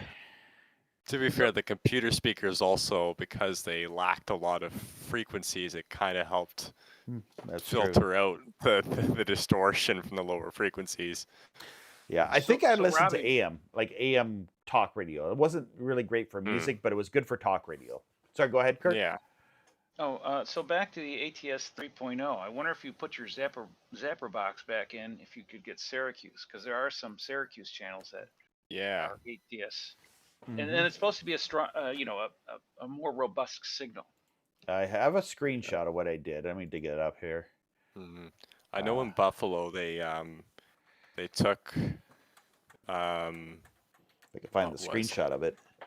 WNYO hosted all four of the major networks on their ATSC 3.0 streams, or on their transmitter, and then in exchange, then they hosted all of the four WNYO diginets on each of their respective stations. Oh. Which means it's weird when you can only get, say, Fox and NBC, for example, but then you can't get ABC and you go ahead and talk for a second. PBS, something like that. Mute. Just mute myself here. Yeah. I had a Zapper Um, box once, but I sent it back because I had it for like I don't know 2 or 3 weeks, and I was like, okay, this is nice, but I was getting it was only so I'm in Utica, which is 60 miles, excuse me, east of Syracuse. mhm. And I was getting the same channels, and I said, okay, yeah, this works. I'm thinking, I kept looking at it. I'm like, oh, I really don't need this, you know. So I said, Yeah, I sent it back. I'm like, yeah, okay, this is yeah, nice. See where, and if it goes somewhere, yeah. but yeah, the If whole it goes encryption somewhere, we'll stuff revisit is it. not that any of the channels were encrypted, but I keep seeing it. Yeah, I checked the yeah. Well, I antenna mean, band, and I'm like, and I did put my yeah, FCC stuff in, saying, hey, let's keep this unencrypted. And so, yeah. I don't like the concept of like yeah. it would have been good at first, but the problem is they're shooting themselves in the foot with it, and almost no TV supports it. Yeah. And once that did support it, they Yeah, sent a software they update stopped. Yeah. to disable I'm it back. because they didn't trust it. So I don't know So if you see what I can scan in there, Kurt. Oh, okay. Yeah, it's right there on the screen here on the stream. Syracuse, what is Syracuse? I think I showed you this before. This is just a screenshot of what I was able to scan in with my Zapper box. Oh, it'd be that 50. Maybe it'd be that 56. Oh yeah. So the RF channel. Yeah, yeah. Right. And this is a scan probably in the wintertime, not in the summertime, where I think there's a few more, quite a few more channels that I'm able to pull in. Where is the Zapper box remote? Oh, here it is, right here. I don't. So, and I don't use my. Is the update actually allow you to do Android on this thing now, or is it still just? Well, the update. I mean, I guess you only need the update if you if encounter some encrypted channels. But I mean, this is in the last week or two. And I had a Zapper box, but I've returned it. That was like over a year ago because I just sent it. Yeah. yeah. Because it's like a dead on arrival. I don't attack where I don't know. I just feel that what was I able to get? Roar. I was able. Is Roar the NBC Saturday Night Live channel? That sounds right. Yeah. Yeah, I was able, and I thought, oh, that's all right. And it's not Saturday Night Live now or like the last 20 years ago, but they actually have like old stuff when it was good. So, like Chris, I think they'll have Chris Farley and like some of the even older stuff. Yeah, Chris Farley, Adam Sandler, and Adam Sandler. the God, stuff the from the name's slipping. 90s. I'm really seeing. Oh my God, how is his name slipping away from me? I'm seeing his face right now. Eddie Murphy, Eddie Murphy, yeah. Dana Carvey, Mike Myers, Wayne's World was on. Yeah, Mike Myers still makes appearances on it as Elon. I'm literally staring at his name or his face right now. I can't remember his name. He played Buddy the Elf. I swear, this is. Oh, yeah, I know what you're talking about. Yeah. Carvey? How am I forgetting? No. Dana Carvey? No. No, not David Carvey. Buddy the Elf. His name? Hey, chat, come on, chat. Let's step up. How am I forgetting his name? It's right there. What is his name? Where's my search? As soon as I hear it, I'm gonna be like, yeah, but I can't remember it. Will Ferrell. Will Ferrell, yes. I didn't even look at his name, but I typed in Buddy the Elf. I saw a picture, and it unlocked in my brain that Will Ferrell was Buddy the Elf. I'm thinking, I know it's Will Ferrell, and I'm like, but yeah, it's like one of those. What's going on with my brain right now? Yeah, Will Ferrell. Yeah, that was all those people. It was, yeah. And then you go back really old, and then you got Dan Aykroyd and that crew, the original crew. The original. I remember I watched the original when it was on reruns back a long time ago. Mm-hmm. They had reruns of Saturday Night Live, and was it Comedy Network? There might have been a channel that actually aired it. I don't know if Roar's going to come in consistently here or not. My problem is my setup here is I have to disconnect my HD home run and plug it into the Zapper box, but then I use the Zapper box. So I use OBS to let's do it right now. You guys talk. I can do a scan. Let's do a scan on the fly right now. We'll try the. Yeah, Kurt and I were talking about before. Where with is S83? It's something where it was the concept initially was great, and for good features and stuff like that to make it more interactive. But now they're just shooting themselves in the foot with all the DRM encryption, requiring an internet connection to access public airwave stuff. Like that's not right, I hope I don't cut off an and echo they're here. just dragging it on. They're just Sorry dragging for it the on echo if now. you're hearing that. I'm just gonna All plug good. this thing in. Yeah. The fact that they're just dragging on the adoption, and it hasn't even become like with the analog to digital transition. A good majority of the stations had already had a digital simulcast to transition from analog to digital, and now it's a good majority of it is still ATSC 1. Yeah. There are very few adopters. So if they mandated, that would be a disaster. And a majority of the TVs, it's not like with the analog transition to digital, where 2 years before the mandated shutdown, it mandated to Hard to have believe that's been over like 15 years ago ATSC. now. All right. Well, I was not even. I was a year. I was almost 2 when it happened in America, and then Canada got an extra couple of years. But I mean, some stations still. I You know, liked the conversion even in because what the 2013, conversion 14. did was it brought the conversion brought like more channels, more sub channels. I actually watched Yeah. more over the air TV and it was HD. So in the early days of Mm-hmm. ATSC 1.0, we got, so here's my HDMI cable. Here's how we're going to do this. It might ruin the stream, but let's watch the one.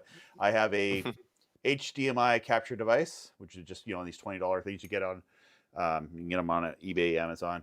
And I got this USB extension cord. So I'm going to plug that into my computer and I'll plug that into the Zapper box. Yeah. All right. What did I do here? This one's not going to do the job. I'm going to use this. Yeah. I might screw up personally, I OBS think doing this, so we might be going. If you wonder why I just abruptly end the stream, this will be why. Yeah. Yeah, I think with digital, it was like especially metropolitan areas, or even just like some areas nearby, it would be digital is good for that, so that we can get high definition stuff.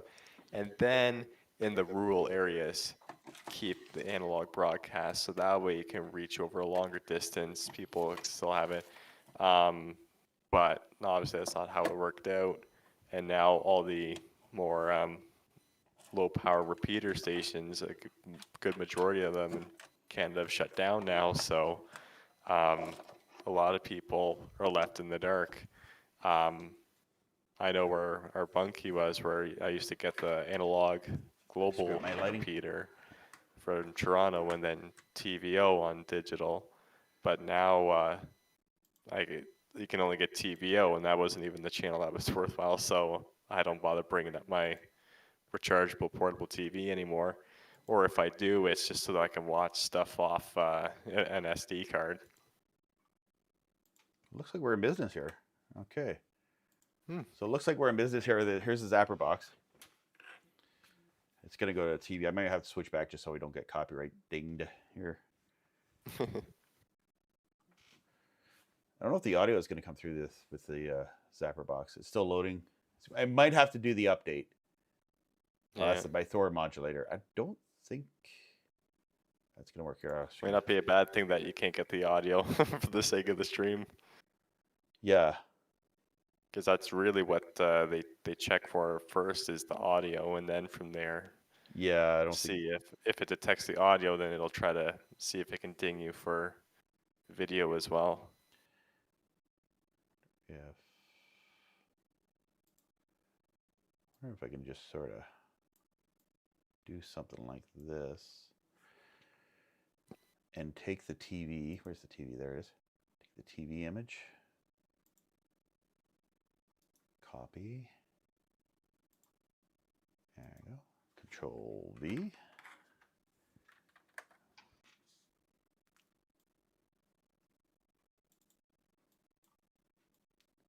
Just to kind of make it look interesting here. Working on the fly here. And move my head.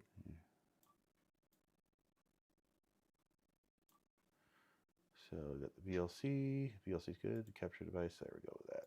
That's that there. I want to fit that onto the TV. My head.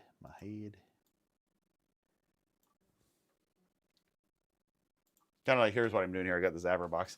Here, we're watching it on the TV here. Okay, I'm mirrored. So I got the Zapper box here, and I've got it on the TV. Pause live TV. I don't want to. Here, go to the guide, and here's all the. I can't even really see what's going on here on the guide. Here, go to the snap camera. Go here. Control F. Nope. Control Z. Where's that? There it is. Control F. And hide the TV just for a second here. There we go. Oh yeah. That 68 should be from Syracuse. Yeah, Fox 68. Yeah. So here's all the. Downloaded the guide because I haven't had this thing on in a long time. When'd you get it? Well, I've had this thing for a long time. Is this a couple of years at least? Yeah. I don't know if that's going to download the program. It says it's got signal, so that's one of the ATSC 3.0 channels. It could just be like a. Oh, WSYR is Syracuse for sure. Yeah, Channel 9 there. That's Syracuse. I mean, WSYR, you don't get more of sometimes like the short ATSC form for 3.0 Syracuse than channels that. take a few seconds for it to come in. If I hit the zap button, signal meter on. There we go. But I haven't done a scan in a while too, so it might want me to do a rescan, which I probably should do. Oh yeah. Make this big. Oh, you just turned it on? Yeah, you really got to connect it. That was the. Oh, I made it big here. Okay, well that's fine. So exit menu. Do a channel scan. Do it additive channel scan. I don't want to lose my channels. Continue. There we go. So it's going to go through the channels. It's plugged into the antenna.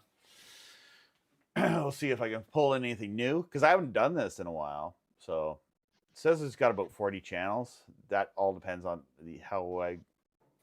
which other way I got my antenna moved.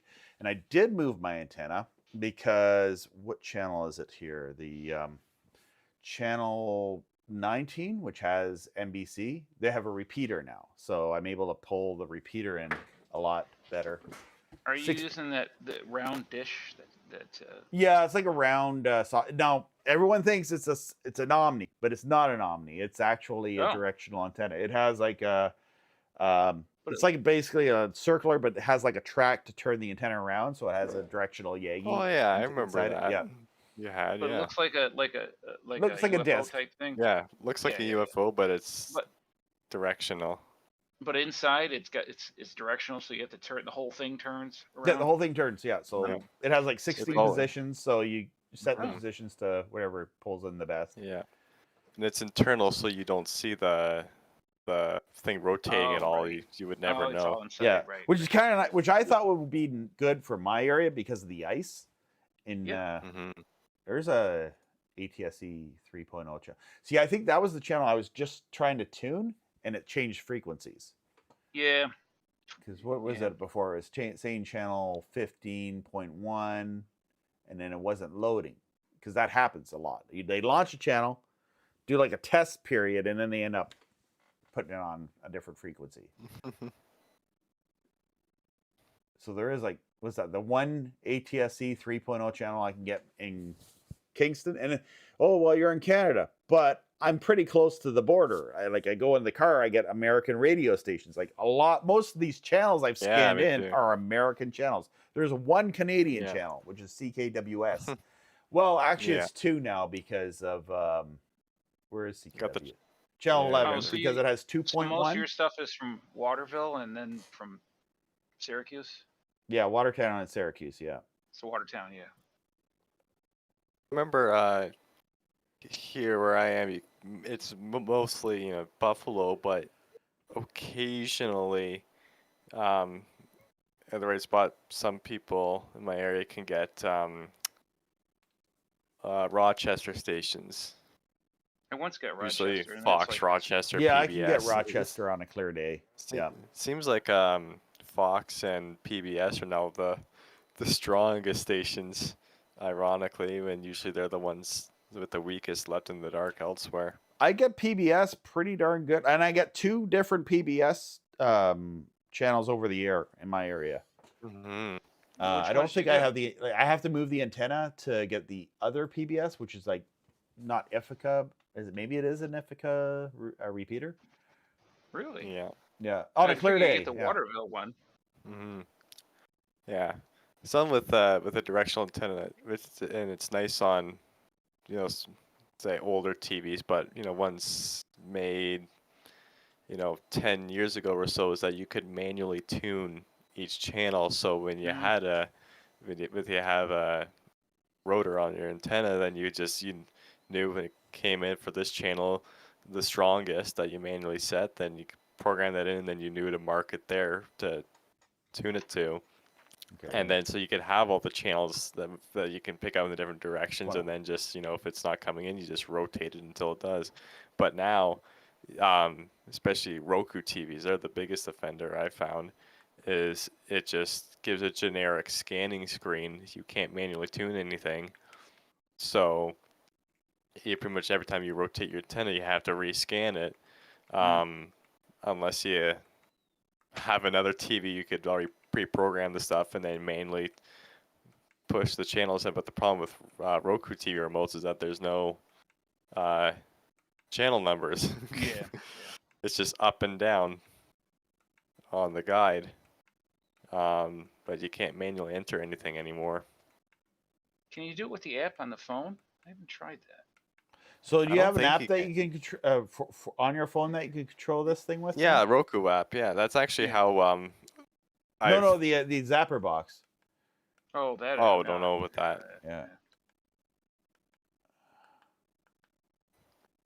I do know that with a couple Rokus that I've found that had no remote with it, I was able to use an existing Roku remote to get it onto my home network and then use the app to control it.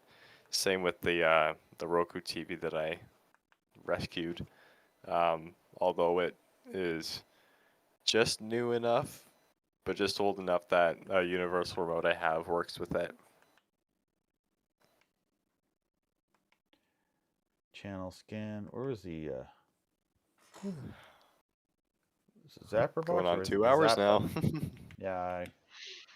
Oh, there's a single meter here that brings up the Zap. For some reason, my satellite receiver, which this Thor F1 is usually connected to, is not pulling in anything. Paid program. I don't even know if that's going to come in. I don't mind it being on a black screen because I don't want to get dinged with a copyright BS thing. Yeah. So yeah, we got NBC. This is 45.1, but it's like the same. There's a repeater in my area that gets all these channels. I probably have it twice on my TV guide. There's Fox and MeTV. There is Dabble that I'm able to pull in. This is the other 19.1. That's This around is Syracuse also. So this repeater doesn't have the EPG guide well laid out as the main broadcast tower does. See, it's 45.1 and it has all the EPG info, but then the repeater just has just the channel name, no EPG information. Although, let me see if I go to the channel. And sometimes when you go to the channel, it will download the information. Yeah, because usually when you tune to it, that's at least on my TVs, that's when it actually pulls in the metadata and stuff that it's broadcasting. But some of them, it's usually just a live feed of not a live feed, but basically what it's broadcasting at that moment is what it displays. It doesn't show any future scheduling. Yeah. So here is I just put on. I don't think they're gonna give me trouble for showing Sun Life on there. Oh yeah, here's the ATSC 1.0 channel. I wonder if that will come in. I'm just gonna switch the shot here. See, I'm getting signal quality, but I'm getting no video coming off of WKOF. And zap, we'll bring up the signal meters off, turn that on. There we go. It might just, and the thing is, it will work once the weather gets warmer and clearer. OS up to date, 0 days, 12 minutes. Does that mean that we're up to date? That's one last thing I want to do on this is let's do the update. You were just talking about that with the Zapper box had an update. So let's go to 341. It says. Let's see what the site not says. guide. No, it's Zap. Yeah, I was surprised to 341 learn came that. out November 21st, 2025. The latest I don't think I've had version this is thing plugged in since then. 352. I could check for updates anyway. Yeah. Settings, 3.5.2 is the newest. themes and options, Wi-Fi setup. Yeah. In regards to when it gets warmer, stations go further. I remember the surprise to hear that. Remember Paul Stringer? He hasn't been active in a few years now. Kind of went off the same time I did before, but Paul is in the hospital now. Apartment. Oh yeah. Ah. Yeah. So Paul, I don't know if you follow him on Facebook. He's been very, like he's on his, essentially he's on his deathbed right now. So yeah, he's been posting from the hospital, and there's been a few times where he thought he was about to go, and I think it was like a heart. It's a heart issue he's dealing with right now. Yeah. Paul, yeah. So yeah, last that's a I heard shame. he's been in the hospital. If you friend him over on Facebook, you probably see him there. Yeah. For a long time when I used to be really active on Discord, I didn't have Facebook or anything like that, so I never added it. It was just on Discord. But yeah, that's too bad for him. Well, he is listening. I wish him well. Yeah. But yeah, so he,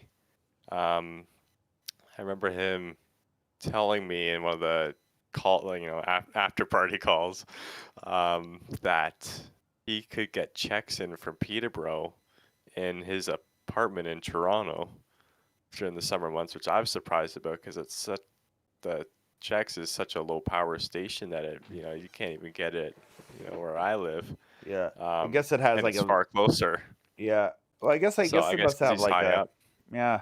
I wonder if. But he also had one of those crappy antennas that Tyler the Antenna Man always rightfully. Oh, you mean he had ping one of the generic ping bing ding ones, right? Yeah. Those ones. But the thing is, he managed to pick it. You can get them if you get them for like $20 or whatever. And also, I think Paul is in an apartment. And he just had it inside his apartment, so it's not being weathered. Yeah, so it's gonna do a little better for him than a ping bing ding cheap antenna.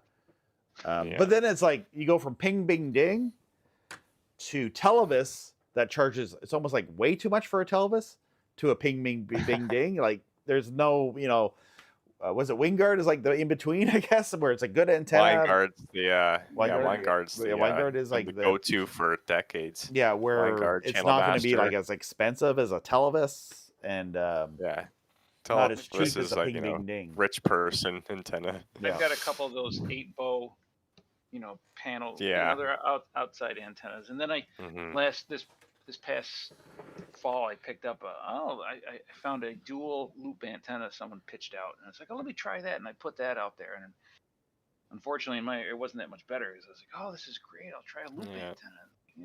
Yeah, what I would have loved to do was because my grandparents still have their antenna tower where they are, and I wish I could play around, see what channels I could get on it, because I'm sure nowadays I could get well over 40. But the problem was when it started, my grandpa got Shaw in 2008, and so it was just in the basement, and then my grandma still had the antenna going. Then she finally got Shaw, and so instead of running a new cable, they just cut the coax cable to the antenna right at where the dish was, and then just put an end on it and plug it into the dish. Those installers suck. So you gotta watch. If you ever have an installer come to your house, which most people don't. The problem is that they gave him permission to do it. Yeah. which is the first mistake. Yeah. And of course, at that point, I was like 5, 6. I didn't really know much then, so I never thought to say no, don't do that. Get them to run a new line or get a splitter, a proper satellite splitter, but that didn't happen. So, um, like if I had I have a rotor, but if I was allowed to bring the rotor and set it up, I'm sure I could totally rotate the antenna still. But again, what point does that serve if you can't even scan anything in? Yeah. But so that would be cool. My grandpa also had a C-band dish back in the day. He got it for free from someone, the whole kit and everything in 1998, and so it lasted about 5 or 6 years when they still had analog channels, and then they were told, oh yeah, you can't, those dishes are obsolete now, can't do anything with it, and the actuator broke. So then it was just sat there abandoned like many until I think I was 4, and then he cut it down because the right where it was installed was a big hill that I go tobogganing down in the winter, so we cut it down so it wouldn't crash into it and get hurt. I don't have any memory of the dish, but I think I have like a vague memory of when it was newly cut down. But yeah, so he had the whole 9 yards. By that point, it was by the time he got it, it was already considered out of date. But you figure, all right, well, it was free, so why not? But yeah, so I wish I could see if we can get it because where they are. And based off of like the old channel lineup, because right before he got Shaw, he still had the antenna in the basement, going in the basement. So when he got his new TV, those were the channels that were scanned in, and then when they're still there on the TV because that hasn't been touched since then. So I could see the channels, some of the the analog Canadian channels, but I can see the American ones. I'm like, all right, well, I mean. That was back when the channels that he got in had less sub channels or diginets than they do now, and combined with what one time I was able to pick up a bunch when I was experimenting outside during a good day when the channels were tropospheric ducting, and they could pull in at least 40 channels. I would be surprised if it adjusted right, they could get over 50 or 60. So, but they had Shaw for so long, and they finally recently canceled and went with a local telecom. That was a whole mess installing it. They got a lazy installer, so good thing I was there to kind of push them to do it because their boxes they're basically modified Android boxes, but they don't use Wi-Fi in it. It has to be Ethernet through their own system that can't just go through a Wi-Fi router. Like what Bell and Rogers does. So that was a whole mess, and we eventually got power over Ethernet for them. But that was a big thing with the way their house is configured. It was impossible to run any Ethernet. And the installer pretty much wanted to walk away, but I made him get the PoE boxes when he said that he could do it. I've done Ethernet. So. I've put some holes in the walls, and we had an electrician in here for an extra outlet, and they did some wall tracing and stuff. So I actually, because we had that cable, and they had to cut a few holes on our ceiling. So because they had to do that, we were able to. Which I guess I'll need to patch those up. But the good thing about that was I was able to run network cable. Like this computer is wired. Like this whole room is wired up now, where before it was there was nothing in the house. And I put a hole in the wall behind here because the router's on the other side of the wall. So I just took a flathead screwdriver and chiseled a hole. Nice. And ran the network cable through it. And because it's not finished on the other side, so that worked out well. Yeah. The problem with my grandparents' house, the way it was laid out when it was built, at first the basement wasn't finished and stuff, but when it was finished, it basically is laid out so that way it is pretty much impossible to do any kind of future proofing whatsoever. Oh yeah, yeah. So they had one wire that went to the TV in the main living room and one for the rotor on the other side of the room where the couch originally was. And then in the basement, when it was unfinished, there was a line put through for the satellite dish. And they had, my grandpa, fixed up this little, almost like a glorified junction box for when it was still just the antenna, and then it had all the splitters that went to the different outlets in there. It's kind of cool in there, but and then they had the telephone wires, and That was even one now, thing when I moved to thing this is house. still It was a DSL. it was a pain But at because the time, we were still using landlines. We wanted to get a landline in here when we first moved in here, yeah, and the previous owner of this house had they had Cogeco, so it was cable through there, so they had their modem or whatever, cable which over which the actually phone, is how yeah. we're set up now. But they cut the old fashioned. We wanted to have like just for a backup the old fashioned analog line, and Yeah. they cut all the wires. I think Cogeco cut the wires, so we had one outlet Yeah. that worked with the analog. I was so annoyed with Cogeco. To this day, I've never been a Yeah. Cogeco customer.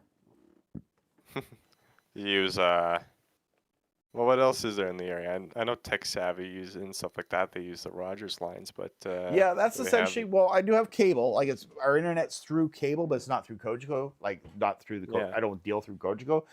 Yeah. I actually start.ca. It's like pretty much all over Ontario. I don't know about other parts of Canada, and they're owned by TELUS now. So I don't know where they'll be the next few years. Oh yeah. Now that they've been bought by TELUS.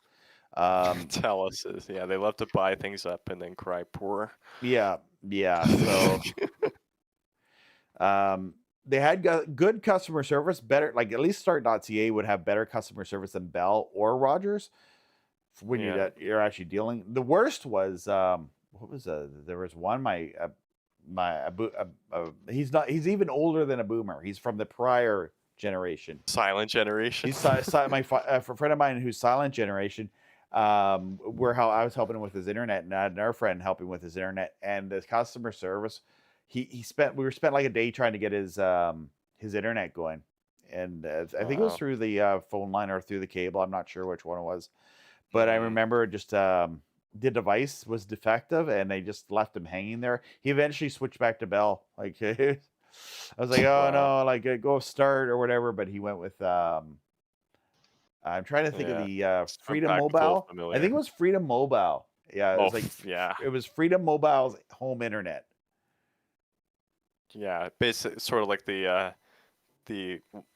cellular telecom equivalent to, Google fiber optic. Yeah, It was kind of they would still sketchy. use. I think they were using Bell's line, from what I understand. Yeah. And then they Yeah. had A lot like of a times little they. tiny router, but they had to activate it. And they were like, we were using a friend's internet to activate it because we couldn't activate the internet from his home because the internet wasn't working. Yeah, it was Oh yeah, I know that's. Yeah, when we had So Rogers for years, and then we went to Bell because it was a better deal. Unlimited we're bad internet, mistake. home Yeah. phone, and TV for less than what Rogers could offer unlimited cable internet at the time. So then it was still connected for a few years, and then one day they disconnected the line outside, and they didn't just disconnect it. It was RG11 cable. They ripped the end off. They cut the wire and stripped it back.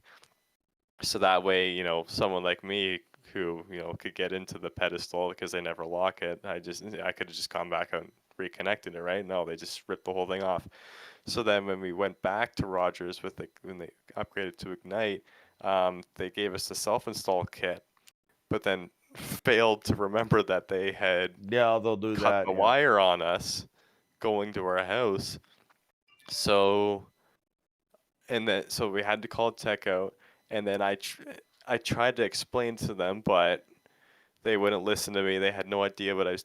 Again, they're like our house. It was from the old cable internet, and of course techs are trained like there's no such thing as cable internet. It's either internet or cable, because they're so dumb on that.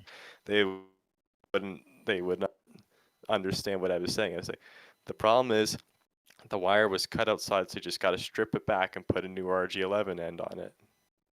But they had no idea what I was talking about. So then they went to the side of the house, and they saw it was, the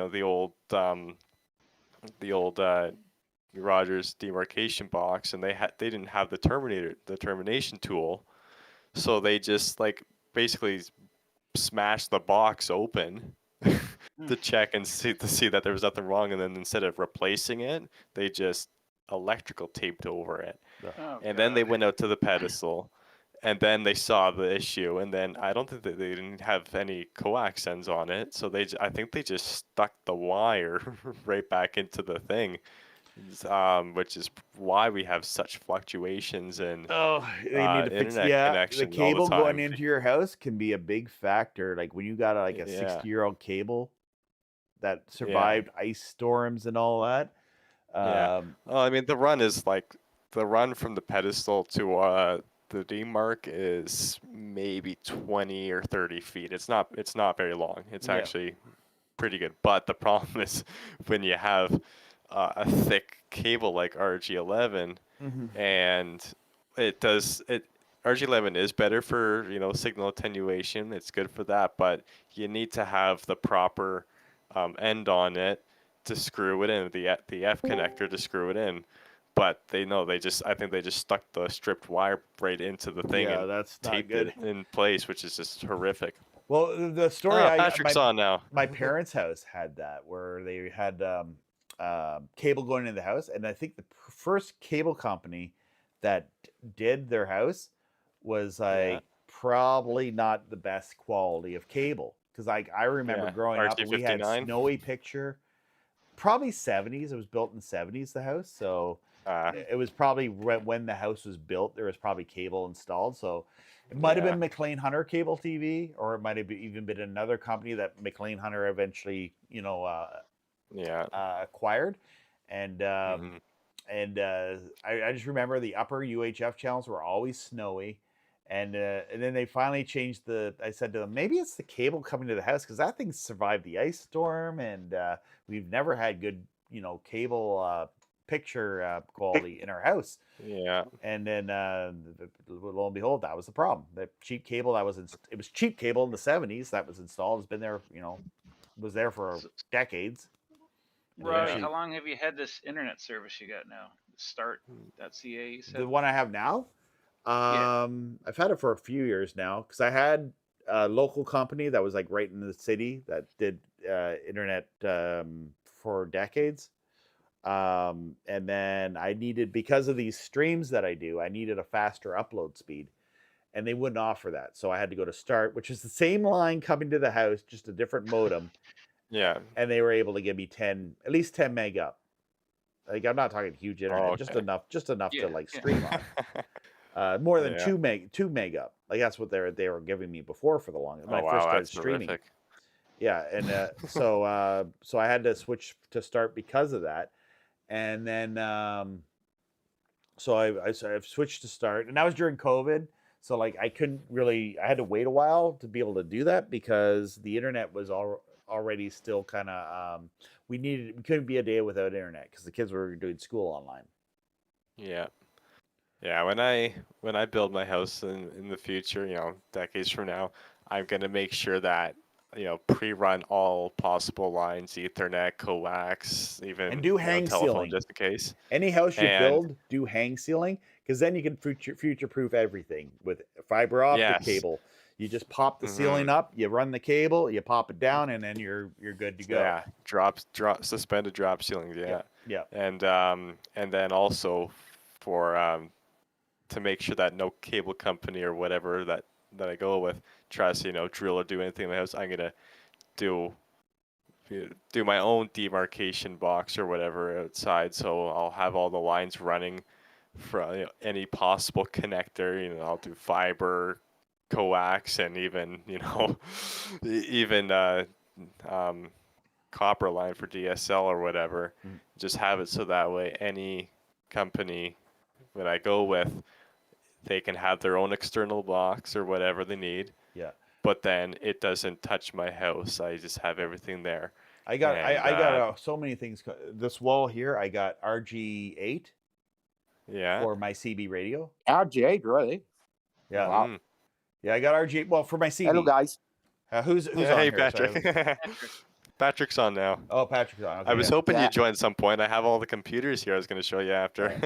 And I'm gonna probably wrap this up though soon too. So yeah, I got RG because I have a CB radio, but what I discovered after like, you know, I think one of the connectors on the outside end got weathered because it wasn't always connected to the antenna, and I think my antenna got weathered, and it's just not. It's been moved around several times over the years. So I should probably get a new end for my RG6. The cable's probably still good. I just need a new end connected to it. And yeah, so I can just mainly do CB radio stuff and maybe some amateur radio stuff. I don't know, just the HF bands. So yeah, I got that. What's the other? The little the SDR radio stuff that we use. The what's that Greek gauge called? But what's the point of having a RG8? For CB, that's actually a question. Okay. For CB, but I'm wondering, can I use RG6 for a CB to the antenna? Kind of. I actually looked that up. Yeah. I mean, you can get adapters that converts. Yeah, I got adapters galore. So yeah, I got the adapters. Converts RG6 to RG8 or PL259, whatever version you'd like to call it. Yeah. But I'm not sure about whether, at least for transmitting, how safe it actually is. In terms that's where I wonder. If it ain't. It depends on SWR. How it's good for it depends on the wattage you put out with it, and SWR and stuff like that. Yeah, well, I'm looking at just stock. You're just stock CB radio. I'm not like 4-watt output, like so I'm not I looking think it's the ohms of the cable. I think you need the RG8 to be 50 ohm. Yeah, impedance is a whole other thing. Yeah. You have to, Yeah, but the RG6 and all those are 50 ohm too, by the way. Okay. Right. Oh, they are? Okay. Yeah, because I heard people in the CD That was forums. 75 ohm. No, RG6 is the 75 only ohm. 75 or 70 ohms you get are for video cable. So that's why that's why the better video composite cable you can get is our RG6, but actually not really, because it's 50 ohms. So it's kind of, I see okay, it's 75 works, ohm but connector, but it's really 50 ohm cable. I see.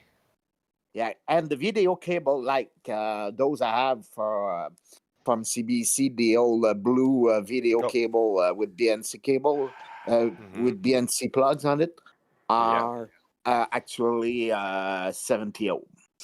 So, so I'm better off with this old blue cable instead of our RG6 for video. But if you see my point, you gotta match the ohmage from one device to the others, and if you don't, you're gonna have you won't have SWR because it's actually video, it's not RF. But you will have some voltage back in the device, and that's not good. No. Yeah, SWR standing wave ratio. That's you always want it as low as possible. Yeah, so maybe for if I did do a CB radio, change for it base, from. it would be good to keep my RG8 cable for that. But yeah, but the thing is, the cable in the mobile CB antennas, like I'm just using a CB antenna that was probably bought at Radio that is fair enough. And it's tiny. probably like an RG6. Like it's not like as thick copper in the wire. Yeah, you also get those old realistic Radio Shack ones where it's a 3.5 millimeter plug, and you plug into it, and it's this thin little wire, and it's a little dinky antenna you can put on the roof. Yeah, and most of the time I just want to listen, so like it's not that bad for that sort of thing. Yeah, I've hooked up my shortwave radio up to one of those too, so I can just listen to shortwave with a CB radio antenna, and it actually helped. So you can actually be driving and have like a shortwave radio in your car with you if you have a CB radio antenna. Yeah, as long as you don't key it up, it doesn't really matter. Yeah. Yeah, but if you're one thing when you're transmitting 4 watts of power, Yeah. Yeah, But you have anyway, to have things I right. just have someone at the door now, so I gotta get going. So this is be the end of the Alright. stream. Now, if you're in the Discord chat or if you want to join the Discord chat, you can jump in there. I'm gonna go have lunch now. Stick All right. around for the after party. All Bye, right. Robbie. Talk to you guys later. Bye, Robbie. All right. Bye. Bye. Bye, everyone. I missed the show. And a bunch of I ice gotta- just fell off my roof. I heard a big clunk. All right. Thank you for Alright, joining bye. and participating. Mhm. Ended. All right. I guess I gotta turn all the computers back.